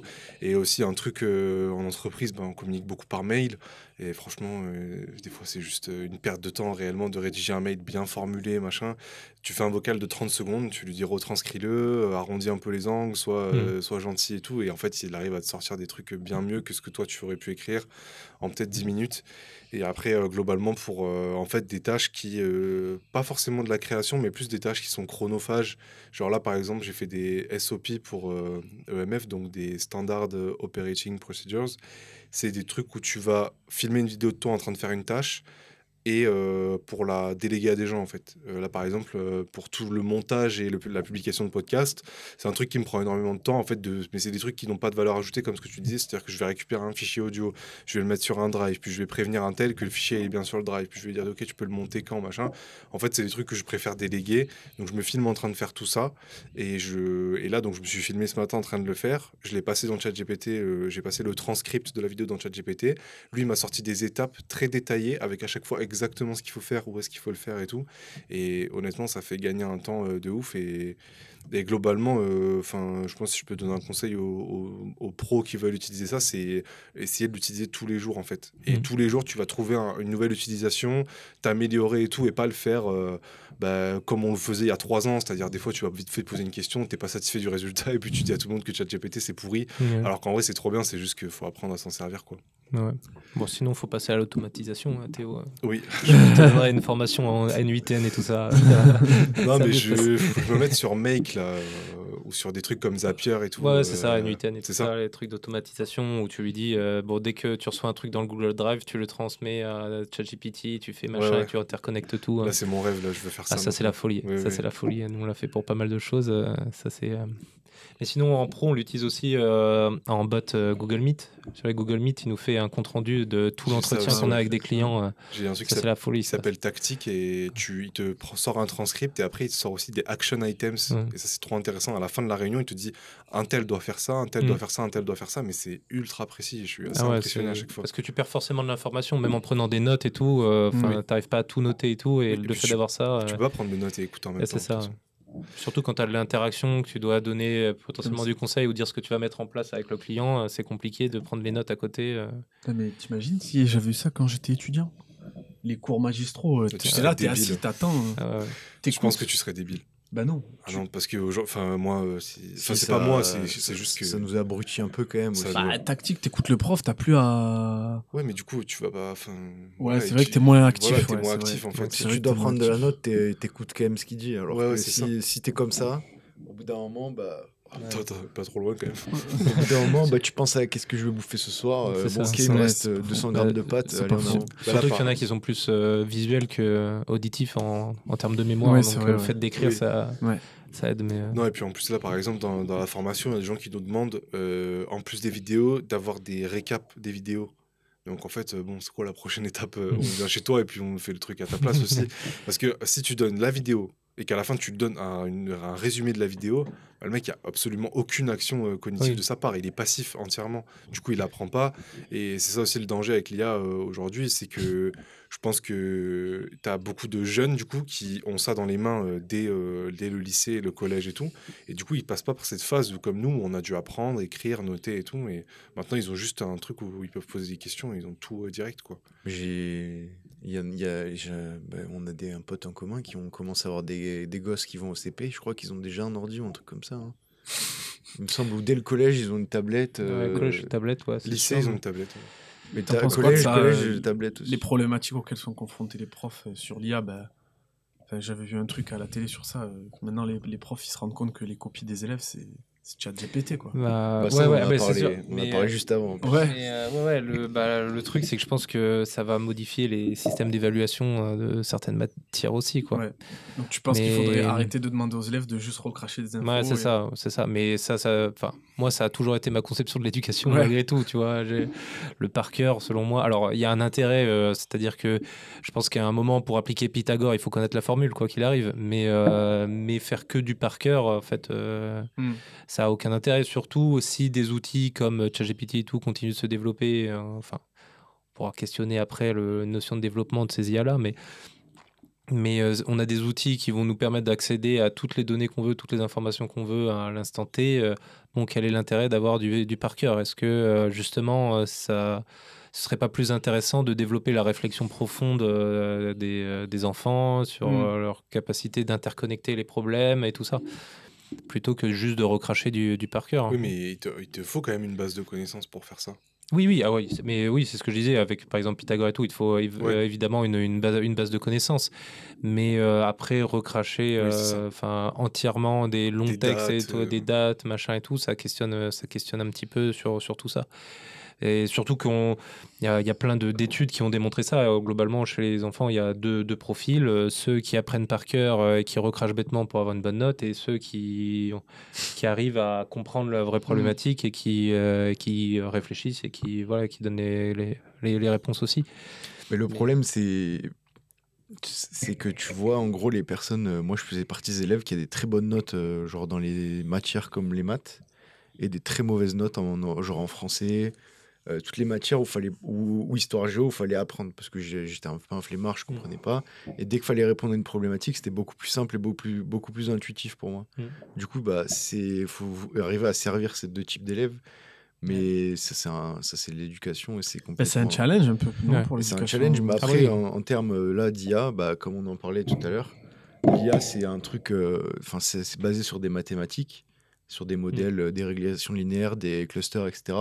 Donc, si c'est basé sur des mathématiques, et pour comprendre l'IA et comment ça marche, il faut faire des mathématiques. Tout à fait, ouais. Donc, à partir de là, déjà, à ton élève, tu lui expliques que faire des maths, ça lui permet de mieux utiliser une IA et de pourquoi pas un jour en coder une pour qui lui servira pour automatiser quelque chose, bah, Ah ouais, non, mais franchement, je pense que quand t'es gosse et que t'as moins de 10, t'es pas dans la vie active, tu t'en branles un peu de, de comprendre ça, mais une fois que t'as quand même eu la base et quelqu'un qui te l'a dit, peut-être que ça peut déjà germer. Et puis bon, après, l'éducation, c'est quand même. On peut dire ce qu'on veut, mais tu passes toujours par un moment où tu te dis. Je sais pas si ça vous est arrivé quand vous étiez à l'école, mais qu'est-ce que je fous là? Pourquoi à quoi ça sert? Tu vois, moi j'ai un père, il est plombier. Moi je me disais en fait ça c'est ultra concret. Bah en fait moi je veux faire ça, tu vois, c'est concret, je peux le faire maintenant. Pourquoi je me fais chier à lire du Victor Hugo et me faire le truc en français, tu vois, pour moi ça avait aucun intérêt.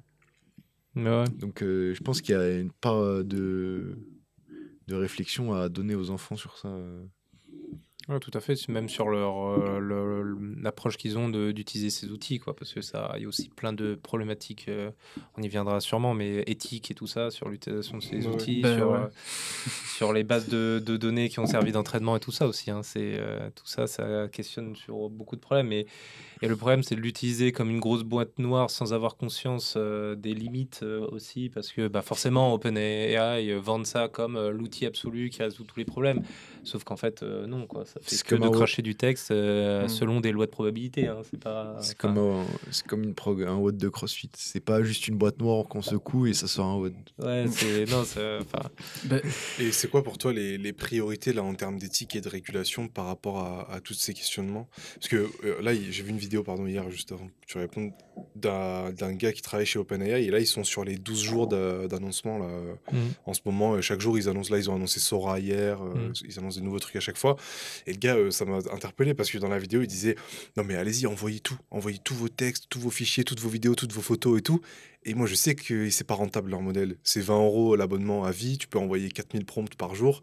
En fait, le gars, il veut juste récupérer des données, quoi. Et c'est fou que ça passe bien comme ça devant tout le monde parce qu'en gros, ils sont en train de nourrir une espèce de bête, mais sans vraiment avoir les tenants et les aboutissants. Et surtout, je sais que grâce à la vidéo sur l'usine à trombone, qu'ils ont réduit le budget de leur département sécurité et justement qui est là pour contrer un peu les dérives en interne. Et du coup, il n'y a plus de budget pour ça. Ils te demandent de nourrir tout le temps ce truc-là avec des nouvelles données. Donc là, actuellement, en termes d'éthique et de régulation, est-ce qu'il y a vraiment des initiatives prises ou est-ce que c'est très compliqué? Oui, alors le cas particulier d'OpenAI, c'est très rigolo parce qu'ils ont réduit le service de sécurité parce qu'à la base, c'est une entreprise à but non lucratif. Il ne faut pas l'oublier. À la base, quand OpenAI a été développé, c'était une asso à but non lucratif véridique. Ils étaient 6, je dis pas de bêtises, dont Sam Altman. Sauf que forcément, quand ils ont vu les milliards que ça générait, le fameux Sam a commencé à dire bah en fait ce serait bien qu'on change de statut, et c'est d'ailleurs ça l'histoire où je sais pas si vous en avez entendu parler, enfin il a quitté la boîte, il est revenu machin et tout, en fait il s'est fait virer par les autres membres du conseil qui eux voulaient rester sous le statut d'entreprise à but non lucratif, sauf que quand il est parti, il y a la moitié de l'équipe technique qui est partie avec lui. Oui, mais parce que Microsoft l'avait démarché entre temps et du coup ouais, l'autre problème, c'est surtout que Microsoft venait d'injecter je sais plus combien de milliards dans OpenAI, et donc est venu taper à la porte en disant bon, vous êtes bien gentil le conseil administratif, mais lui il part pas en fait, il est resté là. Sinon voilà. Mais du coup, c'est pour ça qu'ils ont diminué le service de sécurité, donc c'est assez rigolo quand même, mais parce qu'il ne faut pas oublier que c'est une entreprise qui essaie de faire de l'argent, donc forcément, ce qui peut les limiter. Voilà. Ouais. Mais il y a des gros questionnements. Moi, la régulation, je ne suis pas pour. Je pense que voilà. Là, il y a des gros sujets, j'y reviendrai après vis-à-vis de l'Europe, là, avec l'IAX et tout ça. Pourquoi je suis pas pour? Parce que je prends tout le temps cet exemple-là, le marteau par exemple. Je donnais l'exemple ce matin à Jules. Le marteau, ça a été inventé. C'est très bien pour planter des clous. On gagne beaucoup de temps parce que si on le faisait avec nos doigts, ce serait un peu plus compliqué. Mais ça peut servir aussi pour taper sur la tête du copain. On est d'accord. Sauf qu'il n'y a aucun moment où on va condamner le marteau d'avoir tapé sur la tête du copain. D'accord? On va condamner l'utilisateur. Et ben si l'IA se met à faire n'importe quoi, à tenir des propos racistes et tout, c'est pas à cause de l'IA. On est d'accord, c'est lié à la base de données sur laquelle elle a été entraînée ou sur l'utilisateur qui a tenu des propos, voilà. Donc pour moi, réguler, Non, mais ce qui est sûr, c'est qu'il faut sensibiliser et justement, ça passe par l'éducation et tout ça, à dire bon bah voilà, faut pas faire n'importe quoi. Tu tapes pas sur la tête du copain avec ton marteau. Voilà, c'est ça qu'on apprend aux enfants. Et l'IA, c'est pareil. Enfin, voilà, c'est. Tout à l'heure, tu parlais de régulation salariale. Il y a aussi cette question-là. Est-ce que parce que du coup, l'IA elle est surtout financée par des grosses boîtes. La question, c'est est-ce que ça vaut le coup de virer, rendre plein de gens inutiles entre guillemets, c'est-à-dire faire disparaître plein d'emplois, etc. Est-ce que vraiment ça a un but? Est-ce que vraiment on peut utiliser l'IA pour ça ou est-ce qu'on peut pas l'utiliser plutôt pour la santé, tu disais détecter les cancers, etc. Est-ce qu'il y a ce questionnement aussi est-ce qu'on va y venir à ce questionnement ou non? Il y a eu des propositions de loi aux États-Unis où ils disaient tant qu'un job ne peut pas être. Tant que la personne qui a un job ne peut pas être payée sans le faire, on ne devrait pas intégrer l'IA. Oui, oui, c'est une question qui se pose de la suppression de l'emploi, forcément. Il y en aura forcément, mais parce que là, on est focus que sur la suppression de l'emploi. Sauf que on ne perçoit pas aussi les créations d'emplois potentiels que ça va générer. Je reprends le cas du marteau-piqueur. Certes, quand on avait besoin de 5 piocheurs, on n'a plus besoin que d'un seul avec le marteau-piqueur, sauf qu'il faut des gens pour le fabriquer, le marteau-piqueur. Il faut des gens pour l'entretenir, le marteau-piqueur. Enfin voilà, on le voit bien, tous les grands développements industriels, il y a eu une chute de l'emploi à un temps et après ça redécolle parce que ça crée d'autres types d'emplois. Alors, ça questionne sur, c'est rarement le piocheur qui est devenu technicien à s'occuper du marteau-piqueur, c'est sûr, mais... En moyenne, quand même, ça permet de lisser un petit peu, mais c'est sûr que ça va supprimer de l'emploi et ça va poser problème pour certaines personnes. Ça, d'un point de vue éthique, c'est problématique, mais encore une fois, selon moi, c'est pas l'IA qu'il faut blâmer. L'optimisation salariale, je peux vous le dire, ça existe vraiment depuis 10 ans. Les algorithmes tournent depuis bien plus longtemps. L'optimisation salariale, où on vous dit, vous créez des modèles à partir de ça, et vous dit, bon bah si vous supprimez tel poste dans tel service et que vous déplacez tel poste dans tel service, vous allez faire tant de gains. Je peux vous assurer que ça marche comme ça depuis que le machine learning existe. Donc bon, ça va pas. Enfin voilà. C'est juste que là aujourd'hui ils s'en cachent pas parce que c'est accepté quoi. C'est tout, mais voilà. Après il y a d'autres questions éthiques qui sont liées aux bases de données en elles-mêmes. Il y a eu le cas il y a pas si longtemps que ça dans Amazon qui avait mis en place une IA pour automatiser le recrutement. Donc en fait ce qu'ils ont pris c'était sur un poste de technicien ou je sais plus quoi et ils ont pris tous les CV des techniciens qu'ils avaient recrutés pour créer une base de données d'entraînement et comme ça les gens qui candidataient ils déposaient leur CV et en gros ils regardaient si ça matchait automatiquement avec leur base de données.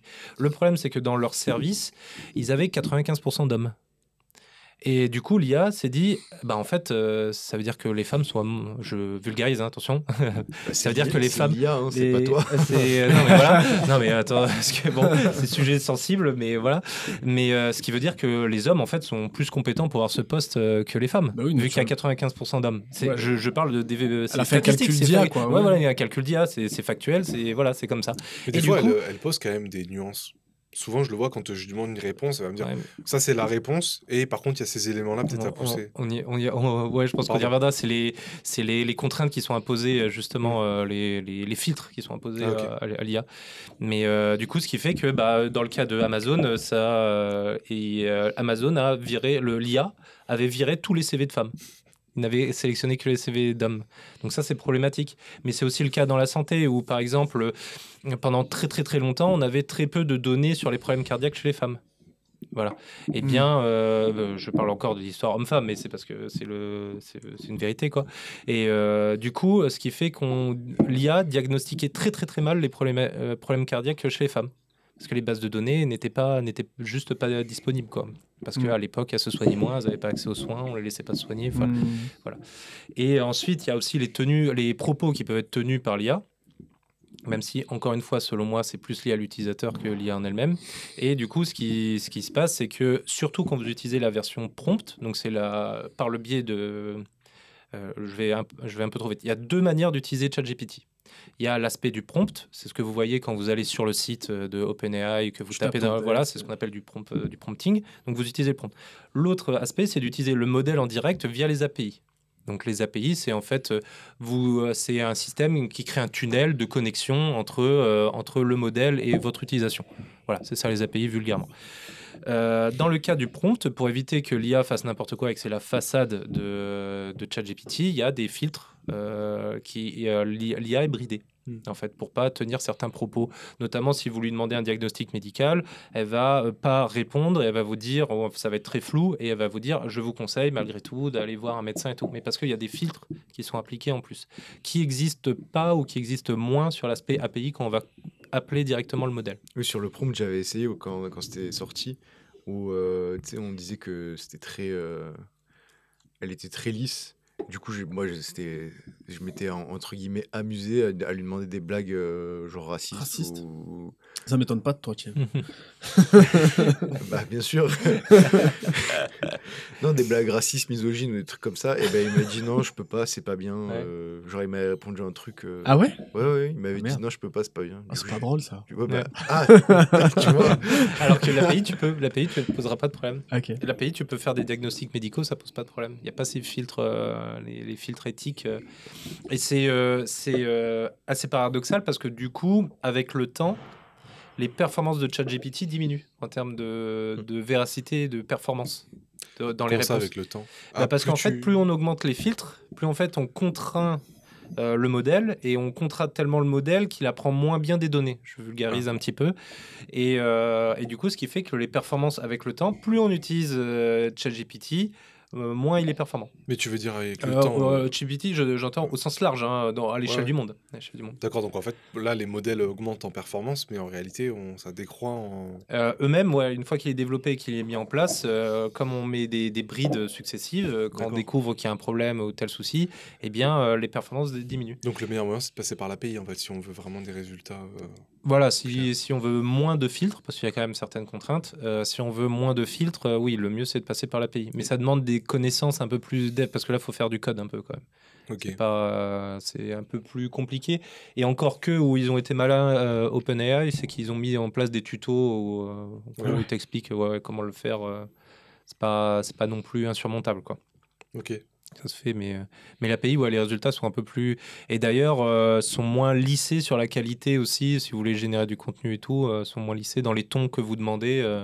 C'est beaucoup, beaucoup moins lissé, je trouve. Enfin, Et là, actuellement, là, en 2024, quel est le plus gros danger là, pour l'IA imminent, je veux dire, dans le sens dans les 3 prochains mois? Qu'est-ce qui peut se passer concrètement avec l'IA qui peut... C'est nous que- tuer tous Dans les prochains mois, c'est qu'il y a ce vôtre complet et qu'on l'utilise plus du tout. Ah ouais? Parce qu'en fait... Sérieux? Ouais, parce qu'en fait, quand les réseaux de neurones se sont développés, les réseaux de neurones existent depuis les années 60. 1956, je ne dis pas de bêtises, avec la définition de l'IA et la définition du perceptron, qui est la petite cellule qui constitue le réseau de neurones. La petite cellule s'appelle un perceptron. Et bien en fait, il y a eu ce qu'on a appelé les hivers de l'IA. C'est-à-dire que les gens l'ont pas du tout utilisé. Ils ont fait waouh, c'est incroyable, et après ils l'ont pas du tout utilisé.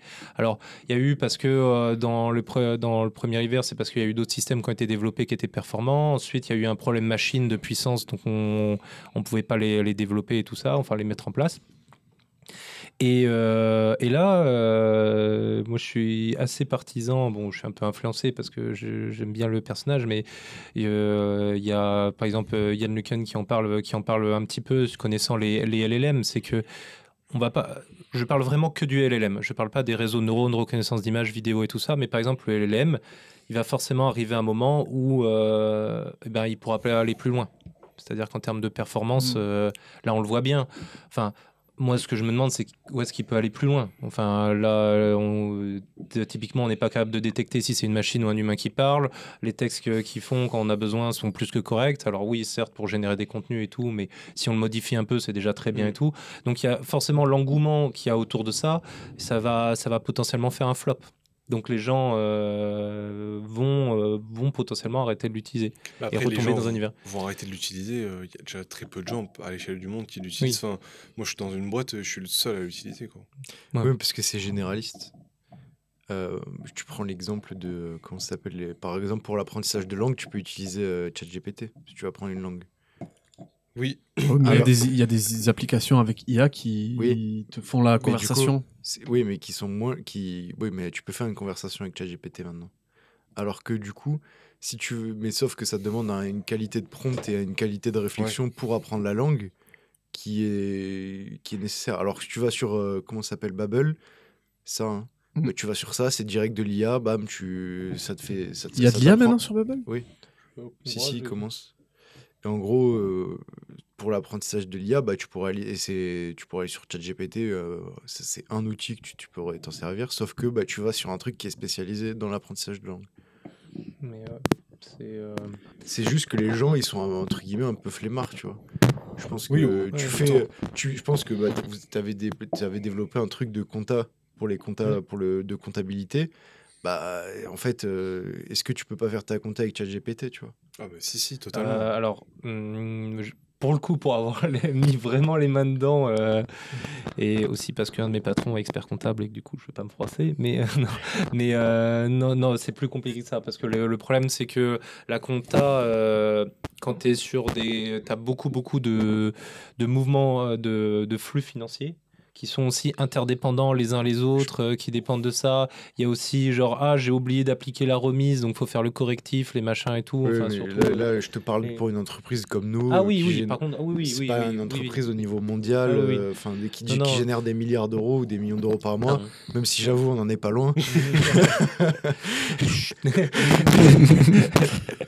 Non, voilà, t'as compris. Oui, Enfin, oui. t'as compris, pour une entreprise comme nous, on n'a pas tant de virements que ça tous les mois, on n'a pas tant de sorties, tant d'entrées. Oui, pour des entreprises, des Des TPE. TPE, ouais, TPE, TPE, voilà, start-up, tu vois. oui, ça va quoi. Ça va. Ouais, Alors je que- pense, mais sinon. Voilà, c'est surtout ça. Sur ça, bah, en fait, je pense tu peux utiliser des trucs de facturation, tu peux utiliser ChatGPT qui te fait des factures aussi maintenant. Il y a Après, plein de trucs, il y a plein de. le problème auquel il faut faire attention, et nous on le voit beaucoup chez les clients, c'est le flux des données. Oui. Pas oublier qu'on parle de données que tu donnes à une entreprise Ouais. américaine dont les données sont stockées aux États-Unis. Oui. Alors, ils disent explicitement qu'ils n'utilisent pas leurs données, pour revenir à ce que tu disais tout à l'heure, ils n'utilisent pas les données à caractère publicitaire ou quoi que ce soit. Mais bon, Ils on saura utilisent. jamais. Alors, Ils je veux pas spéculer ou quoi que ce soit, mais qu'est-ce qui nous prouve qu'il n'y a pas des flux, des fuites de données qui soient de leur fait ou pas, quoi. En fait, si, rien nous. Enfin, on sait pas, quoi. Donc, c'est un peu délicat, surtout c'est les données. Donc, c'est pour ça qu'aussi, il y a de plus en plus de clients qui nous demandent, quand on veut utiliser de l'IA générative, d'utiliser ce qu'on appelle des modèles open source, comme par exemple Mistral, les Français, ou Llama pour Meta, donc Facebook, où c'est des modèles qu'on peut installer sur des serveurs privés et utiliser, comme ça on sait quels sont les flux de données, tout ça, et sont vérifiés et tout. Mais oui, pour de la compta simple, je pense que ça peut pas trop mal fonctionner. Après, c'est toujours pareil, dès que le modèle est compliqué, que le problème est compliqué, que les interactions sont nombreuses et compliquées aussi, ça devient beaucoup plus limité, quoi. Mais encore une fois, faut savoir l'utiliser, faut connaître ses limites. Enfin voilà, parce que il y a aussi il y a un gros problème qu'il faut pas oublier, j'ai oublié d'évoquer depuis le début, c'est les problèmes de tout ce qui est hallucination et tout ça, des modèles de LLM.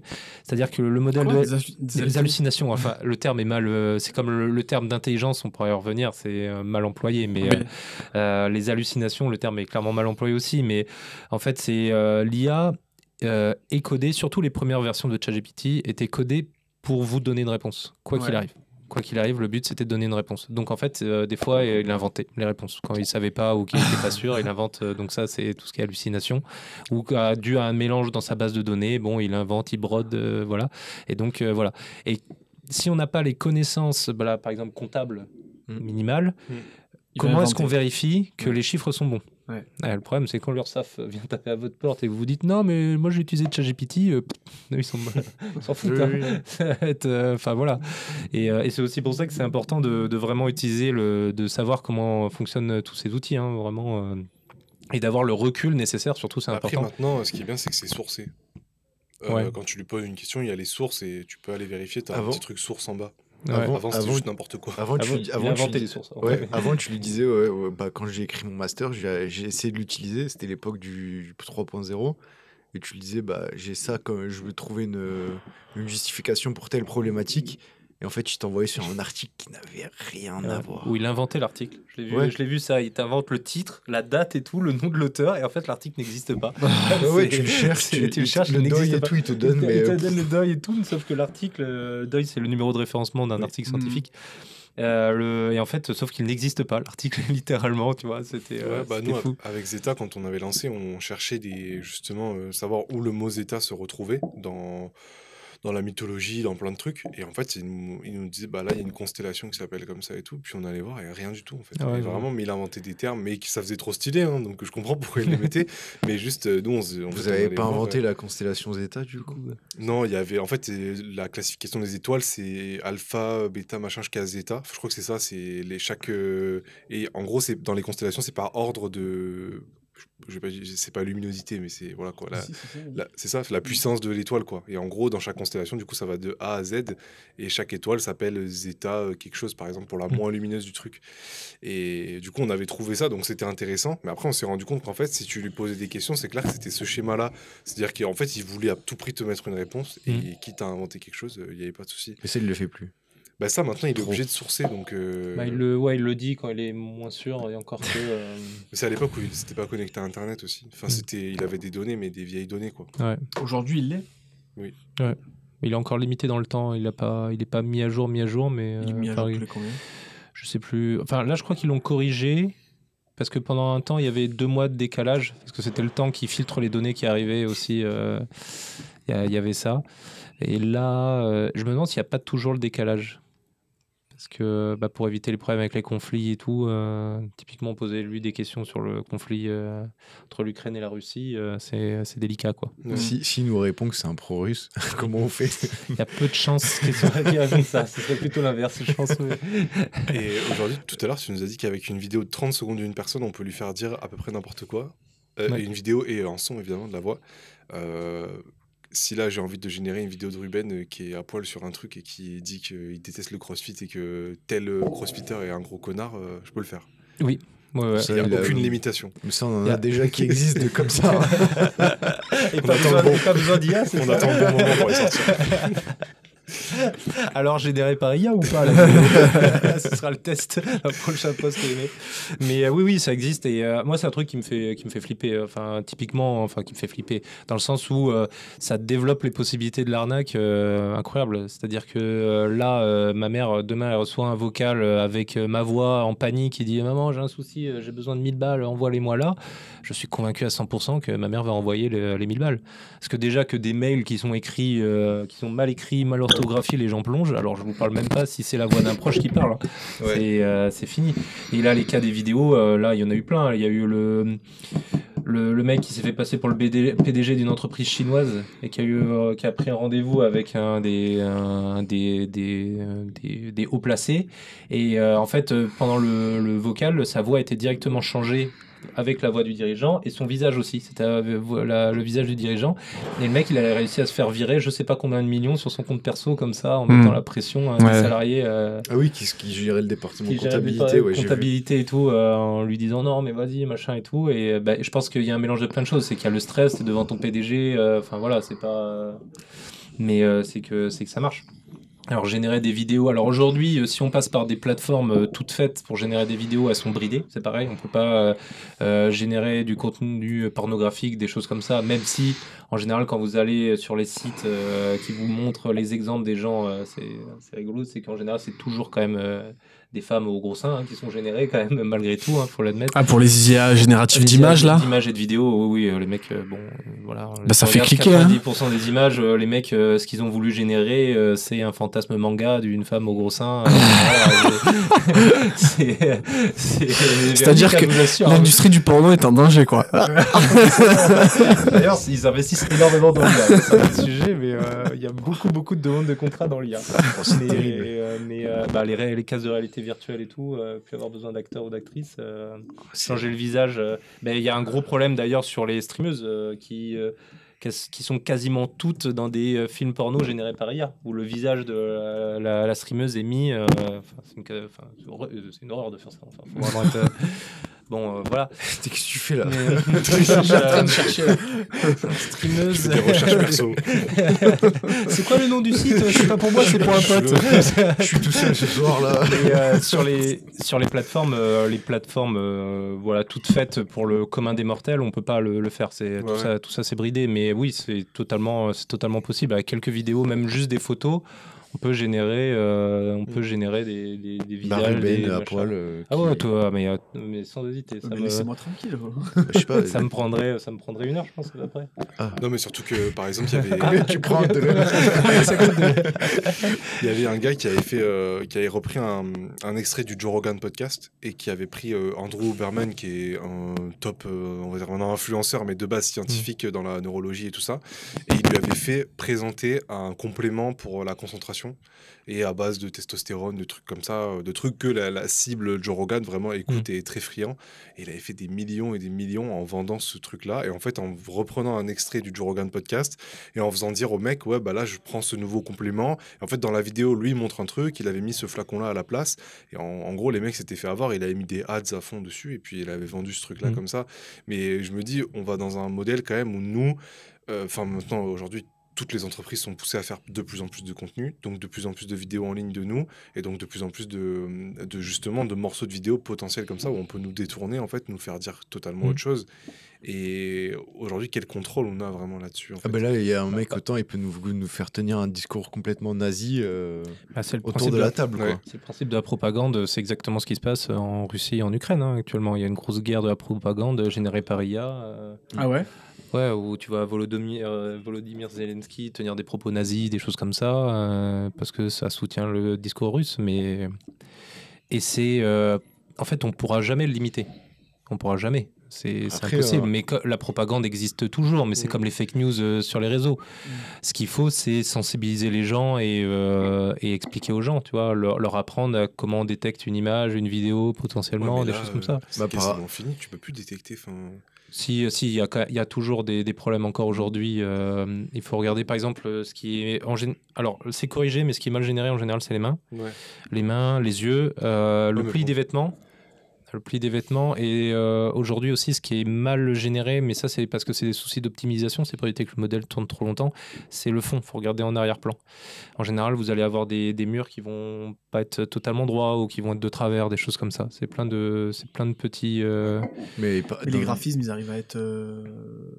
L'image arrive à être vraiment comme une vidéo filmée en termes de... Ah oui, mais je peux vous montrer, j'ai un exemple, bon, c'est dommage, ça passera pas à la caméra, mais moi je l'ai fait pour des potes, On dirait vraiment un truc filmé avec l'iPhone. Oui, si tu alors fais pas pas gaffe. vidéo, mais là j'ai des photos, tu le mets, hein, tu le dis que tu veux une photo ultra réaliste, d'un ton particulier, machin, et tu génères ce que tu veux.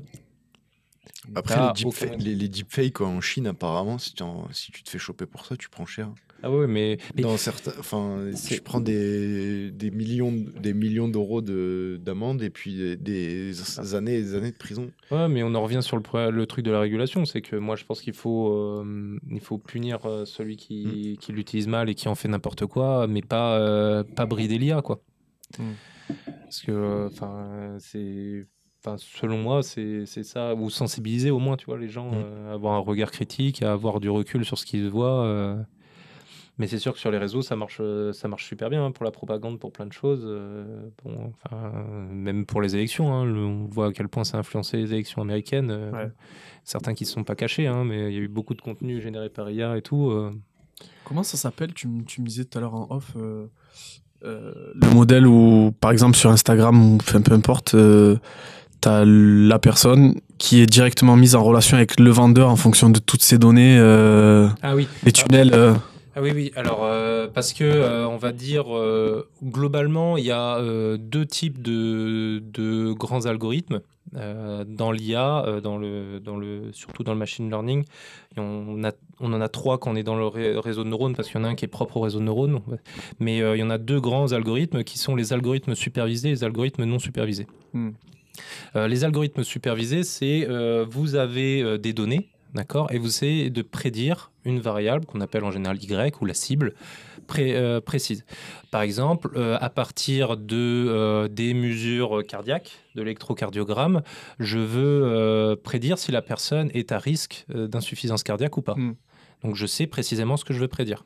Donc là, c'est un algorithme supervisé. Je vais entraîner un modèle sur l'électrocardiogramme à prédire si la personne est malade ou pas malade. Ça, c'est de superviser. L'autre catégorie, c'est les non supervisés, c'est-à-dire que la cible, on ne l'a pas. On a juste des données sur la personne. Donc là, c'est votre usage d'Internet. D'accord ? Le meilleur exemple, c'était Facebook qui a fait ça pendant des années. Amazon, qui l'utilise énormément aussi. C'est-à-dire qu'au nombre de clics que vous faites, autant que vous passez sur une page, autant que vous passez le curseur sur un mot, des choses comme ça, on récolte toutes ces données-là. On n'a pas de variable précise à prédire, on n'a pas de cible Par contre, ce qu'on peut faire, c'est qu'on a ça sur des millions d'individus et regarder dans ces millions d'individus ceux qui ont des comportements similaires. Donc ça, c'est ce qu'on appelle faire du clustering, c'est-à-dire qu'on va créer des groupes d'individus aux caractéristiques similaires. Donc là, les comportements sur Internet. Eh bien, si je prends l'exemple de 100 personnes qui ont les mêmes comportements sur Internet, dans ces 100 personnes, il y a 90 personnes qui ont acheté un vélo il y a 15 jours, eh bien, il y a de très fortes chances pour que tu sois intéressé pour un vélo. Donc on va t'envoyer une publicité sur les derniers vélos sortis. Et même si tu ne l'es pas autenté, le fait de l'avoir vu, c'est ce que tu avais complété, forcément, ça va influencer... C'est une boucle, parce que du coup, tu passes plus de temps sur ce genre de truc. Du coup, ça va encore plus te faire passer du temps sur... Enfin, te suggérer ça. Ça vient quand même mesurer si tu réagis à la... Oui, après derrière, il y a c'est pas un seul modèle. En général, c'est des emboîtements de modèles les uns les autres. C'est-à-dire qu'après, ils vont mesurer le temps que tu as passé. Est-ce que tu as cliqué sur le lien ou pas combien de temps tu as passé le mail ouvert ou pas Est-ce que tu as été sur... Voilà, c'est... Du coup, par exemple, tu parlais d'influencer les opinions politiques, mais admettons quelqu'un qui est à droite ou à gauche, je sais pas. Du coup, ça va lui suggérer des contenus qui vont être plutôt en accord avec ce qu'il pense, ou alors en tout cas ce qu'ils font réagir. Du coup, il va avoir plus de contenu de ce type-là. Du coup, il va, lui, encore plus passer de temps sur ses contenus et ça va le polariser à mort. En fait. C'est le problème des réseaux sociaux. C'est ce que nous disait Ellie. Oui, c'est ça, on en parlait. On en parlait dans le podcast. C'est exactement le problème des réseaux sociaux. Et c'est pour ça qu'il y en a plein qui attaquent en justice aujourd'hui les réseaux sociaux. Parce que c'est le problème de Facebook, c'est le problème d'Insta, c'est le problème de Twitter. Même si Facebook et Insta ont mis en place des courses politiques pour éviter ça. Mais c'est le problème, c'est que le but des réseaux sociaux, c'est que tu passes le plus de temps possible sur les réseaux sociaux. Donc, et il y a rien de pire que de confronter quelqu'un à ses limites en termes de connaissances. Si tu fais ça, si tu le braques, la personne va quitter et tout. Alors que si tu reposes sur ce qu'on appelle le biais de confirmation, c'est-à-dire que tu lui donnes perpétuellement raison, et ben la personne va rester. Ah oui, je suis intelligent. Je le savais. Je le savais.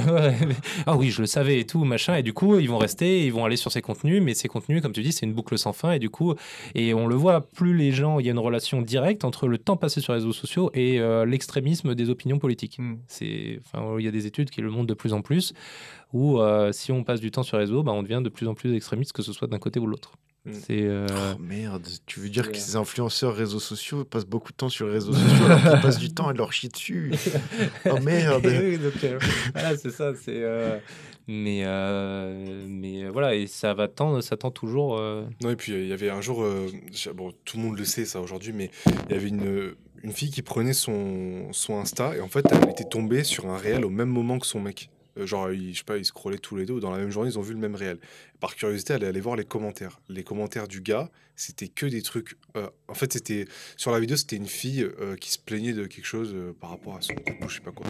Les commentaires du mec, c'était que des gars qui disaient « Mais de toute façon, les femmes, c'est toutes des connasses. De toute façon, c'est toujours pareil quand t'es en couple, c'est toujours la merde et tout, machin. » Les commentaires de la fille, c'était « T'as trop raison de faire ça. De toute façon, ton mec, c'est un enculé et tout. » Et vraiment, c'était que des trucs comme ça. Et elle disait « Mais comment vous voulez qu'on soit dans une société saine quand t'as l'impression que tout le monde est avec toi d'un côté et tout le monde est avec toi de l'autre, en fait. Il y a pas de... T'es sur une place publique, tu vas avoir des gens qui vont t'acclamer, des gens qui vont pas t'acclamer, mais tu vas le voir en live, quoi. Et là, on te donne cette fausse impression. Et du coup, mais ça fait des années, tout le monde le sait, mais là, la vidéo était quand même parlante parce que t'avais vraiment les deux téléphones côte à côte. Mais t'as des études même des études de journalistes qui montrent, où ils essaient d'intégrer les groupuscules d'extrême politique, etc., où à droite, c'est plus... tu retrouves beaucoup des mecs qui ont la haine des femmes Et dans on va dire l'extrême droite actuelle, bon après ça représente ce que ça représente, et l'extrême gauche actuelle, ils ont plus la haine des hommes, etc. Tu vois. Et en gros, c'est influencé beaucoup par les réseaux, ça, du coup. Bah tout. Ouais. Et en plus, le truc, c'est que du coup, les IA s'entraînent sur ces données-là et du coup s'engrainent elles-mêmes. Oui. Là, je reprends le cas des CV Amazon. Si on suit bêtement le modèle d'Amazon qui recrute que des hommes, bon bah du coup il va s'auto-entraîner, ainsi de suite, et en fait tu sors jamais de la boucle. Et là c'est pareil, en fait, du coup tu t'entraînes. Je lui ai proposé tel contenu. Ah oui, en fait il y a que du contenu comme ça, donc tout le monde est en colère contre les femmes. Faut que je lui repropose du contenu où les gens sont en colère contre les femmes, et ainsi de suite, quoi. Ouais. Et c'est et pour ça c'est des biais aussi éthiques auxquels il faut faire attention, hein. Mais la base même, c'est la data. Qu'est-ce qu'on fait de la data? Est-ce qu'on lui donne toute la data? Est-ce qu'on la filtre? Et si on la filtre, c'est nous du coup qui allons créer des biais, quoi. Enfin, c'est l'humain en Exactement, question parce qui va que créer des biais. selon toi, comme tu la filtres, ou selon comme un gouvernement totalitaire la filtre, c'est différent. Même ne serait-ce sans passer d'un extrême à l'autre, mais juste culturellement parlant, des Japonais vont pas avoir le même filtre que nous sur ce qui est tolérable ou pas, par exemple. Donc ça pose des questions là-dessus. Et ça pose des questions aussi sur est-ce qu'on ne devrait pas développer nos propres IA plutôt que d'utiliser des IA développées par des Américains ou des Chinois, une certaine souveraineté sur ça. Ça soulève ce genre de questions. Et pour revenir au sport, est-ce qu'aujourd'hui il y a vraiment des cas concrets dans la médiatisation des événements où l'IA joue un rôle particulier? Alors oui, de manière indirecte, je dirais. Alors dans la suggestion de contenu, bon ça c'est pas nouveau, ça existe sur Netflix et tout, donc c'est pour ça que je vais passer un petit peu dessus.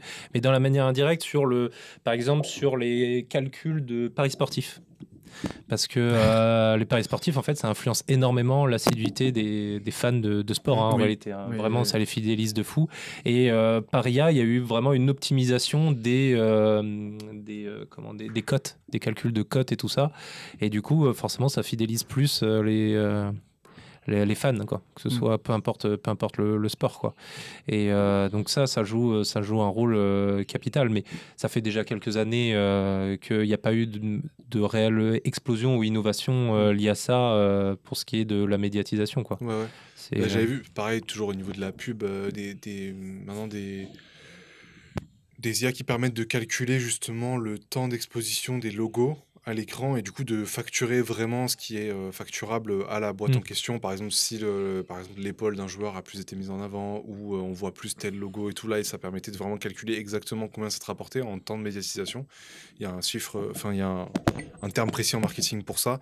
Et aussi, ce qui est ultra fort, je trouve, mais qui existe depuis plusieurs années, c'est que d'une télé à une autre, tu peux retrouver des pubs différentes maintenant, mais sur le terrain. C'est-à-dire que les pubs là qu'il y a autour du terrain, terrain de foot, elles changent en fait selon l'endroit où tu regardes, selon toi qui tu es aussi, ton profil et tout. Et ça, c'est quand même selon ton pays aussi, c'est pas traduite et tout. Et il y avait ça. Alors JO, je crois pas, mais Coupe du Monde, l'année dernière Coupe du Monde, c'était ça, les banderoles autour du terrain. J'avais vu plusieurs images, ils avaient changé en fonction d'où tu venais, tout ça. C'est ça. C'est bon, c'est pas des avancées qui vont faire avancer l'humanité. Mais... Ouais, non, c'est marchand, quoi. Je suis un peu moins sensible à ces avancées-là. Je suis désolé. Pareil. Non, Théo, non, lui. Non, mais ça reste intéressant d'un point de vue scientifique, malgré tout, de mettre ça en place et tout. Mais c'est vrai que bon, voilà quoi. Je suis plus passionné par la détection des cancers. Early stage, on va dire. Ouais. Vous avez d'autres questions, les gars, par rapport à l'IA dans le sport? Non. À part que je pense que la meilleure manière d'intégrer l'IA dans le sport, déjà, ce serait d'avoir des outils qui sont performants. Donc déjà, à partir de là, est-ce qu'on peut soulever la question, est-ce qu'on a des outils réellement performants en sport? Je pense que pour des datas de sport collectif, ça peut être intéressant. Tu vois, un entraîneur de foot, combien de passes ont été réussies, combien de trucs calculés, maintenant, il y a une avancée et ça commence, tous les analystes vidéo, ils commencent un peu à partir, quoi. Enfin, à être mis grâce de côté, à l'IA, parce qu'il y a l'IA, en fait, déjà, ou les entreprises de GPS. T'as plus besoin de GPS si t'as une IA, en fait. Enfin, si t'as de l'analyse par la reconnaissance vidéo, du coup, t'as plus besoin d'avoir un traitement de données GPS, de classification, etc. Donc c'est un gain de temps énorme, mais Bon, du coup, tu as des data scientists du sport qui faisaient que de l'analyse GPS, par exemple, ou que de l'analyse vidéo. Bah, ils se font mettre un peu de côté. Bon, ça, c'est chez les équipes où il y a beaucoup d'argent. Pour l'instant, c'est pas encore le cas. Si tu es en fédéral 1 de rugby, tu peux te payer un analyste de vidéo, bah, faut le faire. Parce que tu peux pas te payer une IA qui va t'analyser encore le match. Encore le rugby, ça fait pas longtemps qu'il Oui. s'est mis, ça- Au handball, par exemple, bah, tu peux pas mettre de GPS au handball parce que c'est fermé. Du coup, ça commence encore plus à se développer dans les sports fermés ou au basket, par exemple. Mais dans les sports comme le cyclisme ou les trucs comme ça, bah, pour l'instant, l'IA, c'est toujours ce que je disais tout à l'heure. En fait, tu as un problème, tu manques de données et de considération. Et le truc, c'est que bon, après, dans les équipes de cyclisme, ils sont quand même très chouchoutés et ils ont un peu une vie très standardisée. Donc, tu limites un peu l'incertitude. Mais chez quelqu'un d'un, on va dire, amateur semi-pro, c'est très compliqué. Ouais, je pense que tout ce que tu peux estimer. Et même, J'avais bossé un petit peu là-dessus. Surtout sur le foot. Et tu peux bosser sur les données physio, mais biologiques, c'est un peu plus compliqué, quoi. C'est-à-dire que l'accélération, si elle diminue, bon, tu peux estimer que ton joueur il est fatigué et que je raccourcis, et qu'il devrait sortir du terrain.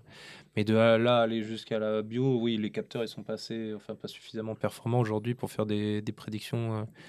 Des prédictions comme celle-ci, mais tu prends les capteurs NIR, les meilleurs, c'est les plus performants, c'est 50 Hz, donc c'est quand même pas mal, tu vois, mais jusqu'à maintenant c'est 2 Hz, donc tu passes à côté de phénomènes énormes.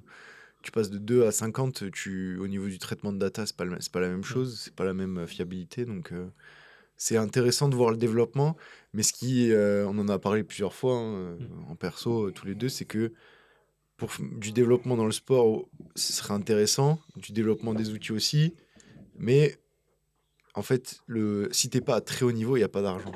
oui, c'est ça. Et encore, même à très haut niveau, nous on l'avait vu, Oui, hein, oui. même par exemple t'as en des Ligue budgets. 1, il y a des équipes qui ont accès. Alors, un gros exemple, par exemple, c'est l'OM, l'OM, PSG et tout. L'OM qui, pour son budget, a développé beaucoup de fonds pour tout ce qui est data et tout ça. Mais il y a des clubs qui n'ont pas du tout. Hein. Bah, c'est des budgets. C'est des, En fait- c'est des budgets. Et il y a un autre aspect très important, c'est qu'il y a dans le sport, il y a des gens qui sont ultra réfractaires à la data. Dans le foot, le meilleur exemple, c'est Deschamps. hein. Deschamps, il est anti-data, absolument anti-data, malheureusement. Enfin, voilà. Et ses résultats lui donnent raison, enfin, qu'il n'a pas forcément besoin de la data. Après, il y a d'autres exemples où la data, je ne sais pas si vous avez vu l'exemple de Brentford, c'est l'exemple qu'on sort toujours en foot. De Brentford, en fait, j'ai pu avoir le nom du directeur. En fait, il a racheté le club et ils étaient en 4e division, l'équivalent de 4e division en Angleterre. Et il était fan du club et il a racheté le club, sauf que le mec, il était fan du club et fan de data.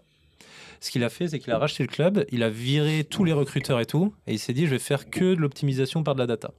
Que ce qu'on appelle dans le jargon le scouting, c'est repérer les petites pépites grâce à la data. Et bien aujourd'hui, Brentford est en première ligue anglaise. Voilà. Et vous, alors je sais plus combien il s'est Le fait. mec a joué à Football Manager. Mais c'est un peu ça. Alors après, il y a d'autres exemples où ça n'a pas marché, tu vois, mais il y a des exemples qui parlent de même. Un film sur ça avec Brad Pitt, là, je sais plus comment il s'appelle. Le stratège. Ouais, c'est ça. Le stratège sur les à Auckland Athletics avec. Pareil, t'as la vidéo, enfin la réunion avec tous les vieux recruteurs qui sont là. Ouais, moi je l'ai vu, lui, il est trop fort et tout. Puis lui il dit bah non, en fait ses scores ils sont pourris. Pourquoi on le garde? Et il prend que des mecs qui ont rien à voir entre eux et en fait en compilant tout ça, il arrive à faire une putain Mais d'équipe. parce que le gros problème à l'époque, c'est qu'ils n'avaient pas de thunes surtout. Ils n'avaient surtout pas de thunes, donc ils pouvaient recruter. Les gros joueurs qui coûtaient cher, ils pouvaient pas les recruter.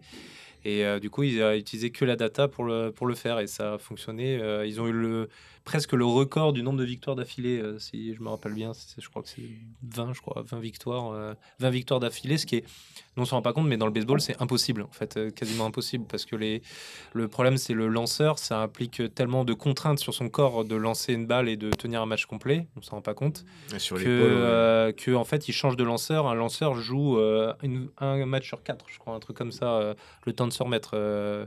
Donc, parce que sur l'épaule et tout, en fait, il sort du match, il est démonté, le collègue. Hein. Et du coup, gagner 20 matchs d'affilée, c'est un exploit au baseball, quoi, vraiment. Et avec la data, ça avait fonctionné. Et dans le foot US aussi, c'est énormément utilisé. C'est abusé comme c'est utilisé. Bon, après, ils ont énormément d'argent.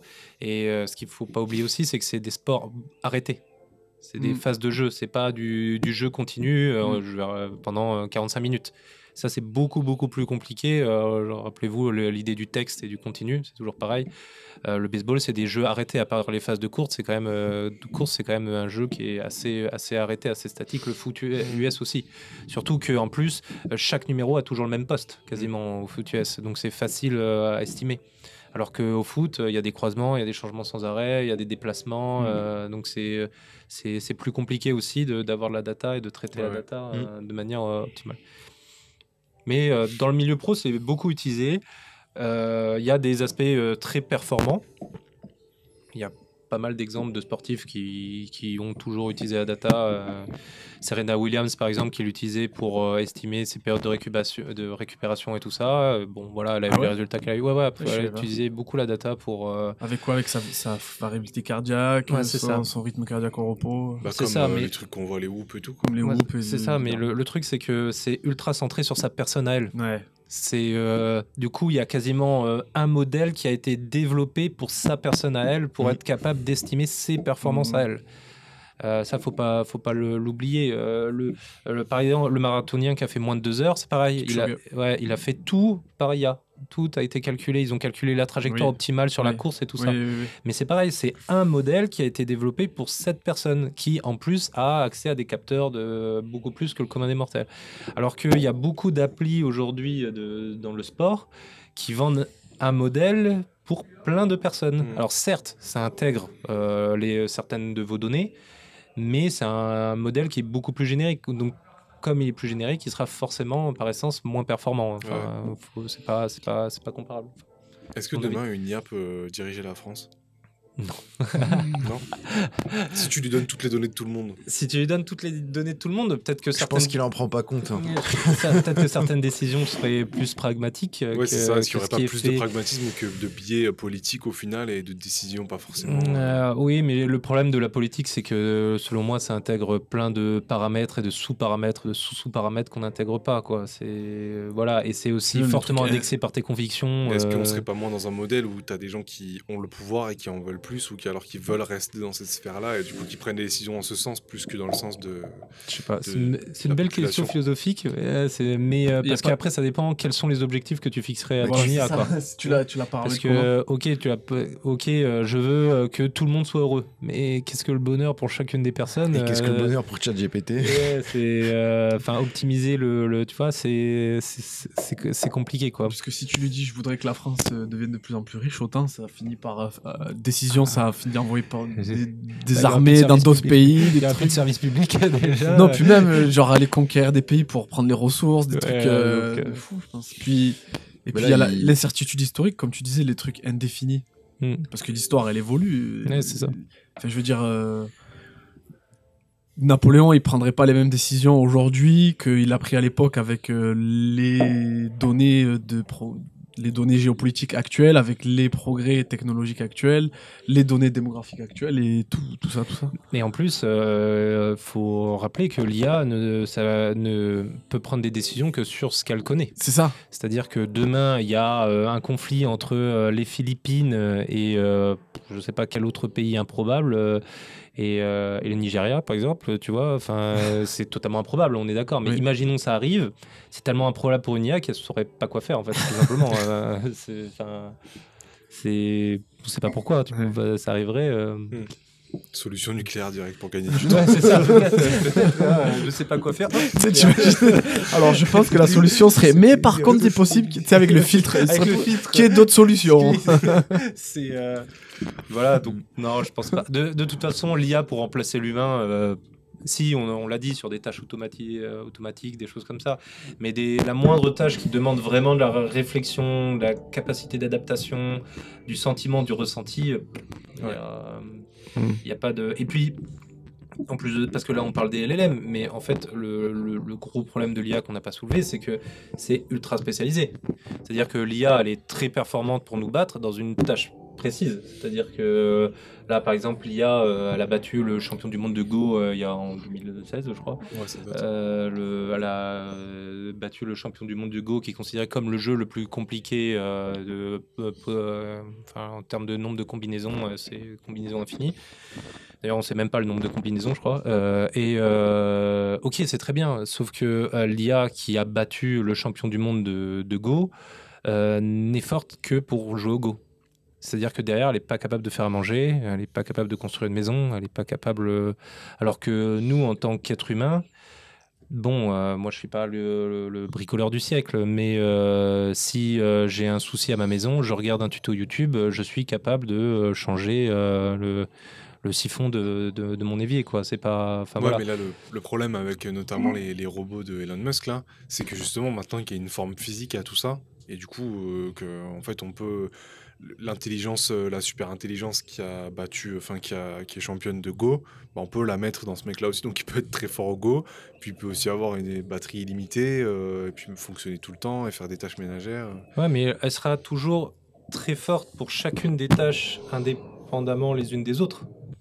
Voilà. Mais qu'est-ce qui se passe entre deux tâches ou une tâche qui n'a pas encore été inventée par l'homme et qui le sera inventée? Parce que, par exemple, le fait qu'il y ait ces robots qui viennent rentrer chez nous et tout ça, ça va peut-être créer des tâches qu'on ne suspecte pas pour l'instant, que l'homme va créer, mais du coup, l'IA ne sera pas entraînée pour ces tâches-là. Ouais. Donc, en fait, elle va être nulle en fait, dans ces tâches-là.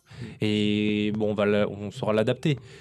Mais peut-être que ça va créer d'autres tâches, et ainsi de suite. Alors que les capacités de création, d'innovation de l'esprit humain sont illimitées.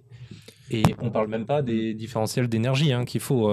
C'est une IA, là, c'est Luc Julia qui disait ça. Je trouve que c'est vachement intéressant. C'est l'IA qui a battu le champion du monde de Go, c'est 400 kilowatts de consommation. J'allais te demander, c'est quoi, en termes matériels, ça représente quoi l'IA pour stocker tout ça C'est des centaines et des centaines des centres immenses sur des kilomètres. ChatGPT à lui tout seul, c'est quoi? C'est des centaines de kilomètres de centres refroidis par des énormes clims et tout ça. C'est vrai? Qui consomment, Juste ChatGPT? Ah ouais, non, mais c'est un scandale. C'est une catastrophe écologique. L'IA, c'est une catastrophe écologique, faut le dire. Voilà. Mais c'est ça, au bout d'un moment, c'est la ressource sur Terre est quand même, elle est pas illimitée pour l'instant. Mais c'est vrai que j'avais vu que ça... En gros, une recherche Google, c'est 1 heure d'une ampoule classique. Il me semble que c'est ça, en termes de consommation électrique. Ouais. Donc une recherche Google. Là, il me semble que ChatGPT, c'était un truc comme... Il veut pas te répondre. Mais c'est possible qu'il évite, parce que dès qu'on a des questions un peu délicates sur ChatGPT, il essaie de pas trop... 0,3 à 0,5 Wh d'énergie. Ouais, voilà. L'équivalent d'une LED. LED standard 10 watts allumé pendant 2 à 3 secondes. C'est pas vrai, non? En fait, le problème, c'est qu'il va pas intégrer certaines données comme l'entraînement du modèle, les machins et tout. Il va prendre que l'énergie de l'ordinateur sur pour faire sa l'instant T, requête sur l'instant T. Comme tu dirais pour une voiture électrique, ce qu'elle consomme sur un trajet, mais pas ce qu'elle a consommé à être C'est le produite. même problème. Mais là, par exemple, Luc Julia, il disait 400 kilowatts, si je me trompe pas, c'est ça, c'était l'IA qui a battu le champion du monde de Go, alors que le cerveau, il consomme 20 watts, quoi. Ça vous donne une idée, quoi. Et comme il disait, le cerveau humain, il est capable de cuisiner, de machin et tout, alors que l'IA qui est championne du monde de Go, elle fait que du Go, quoi. Ouais. Donc, et c'est aussi ça qui questionne sur la notion d'intelligence, quoi. Mhm. On appelle ça intelligence artificielle, mais c'est un mot un peu erroné dans le sens français du terme, quoi. Merci beaucoup. Merci Morgane, Morgane. pour cette interview, c'était plaisir. top.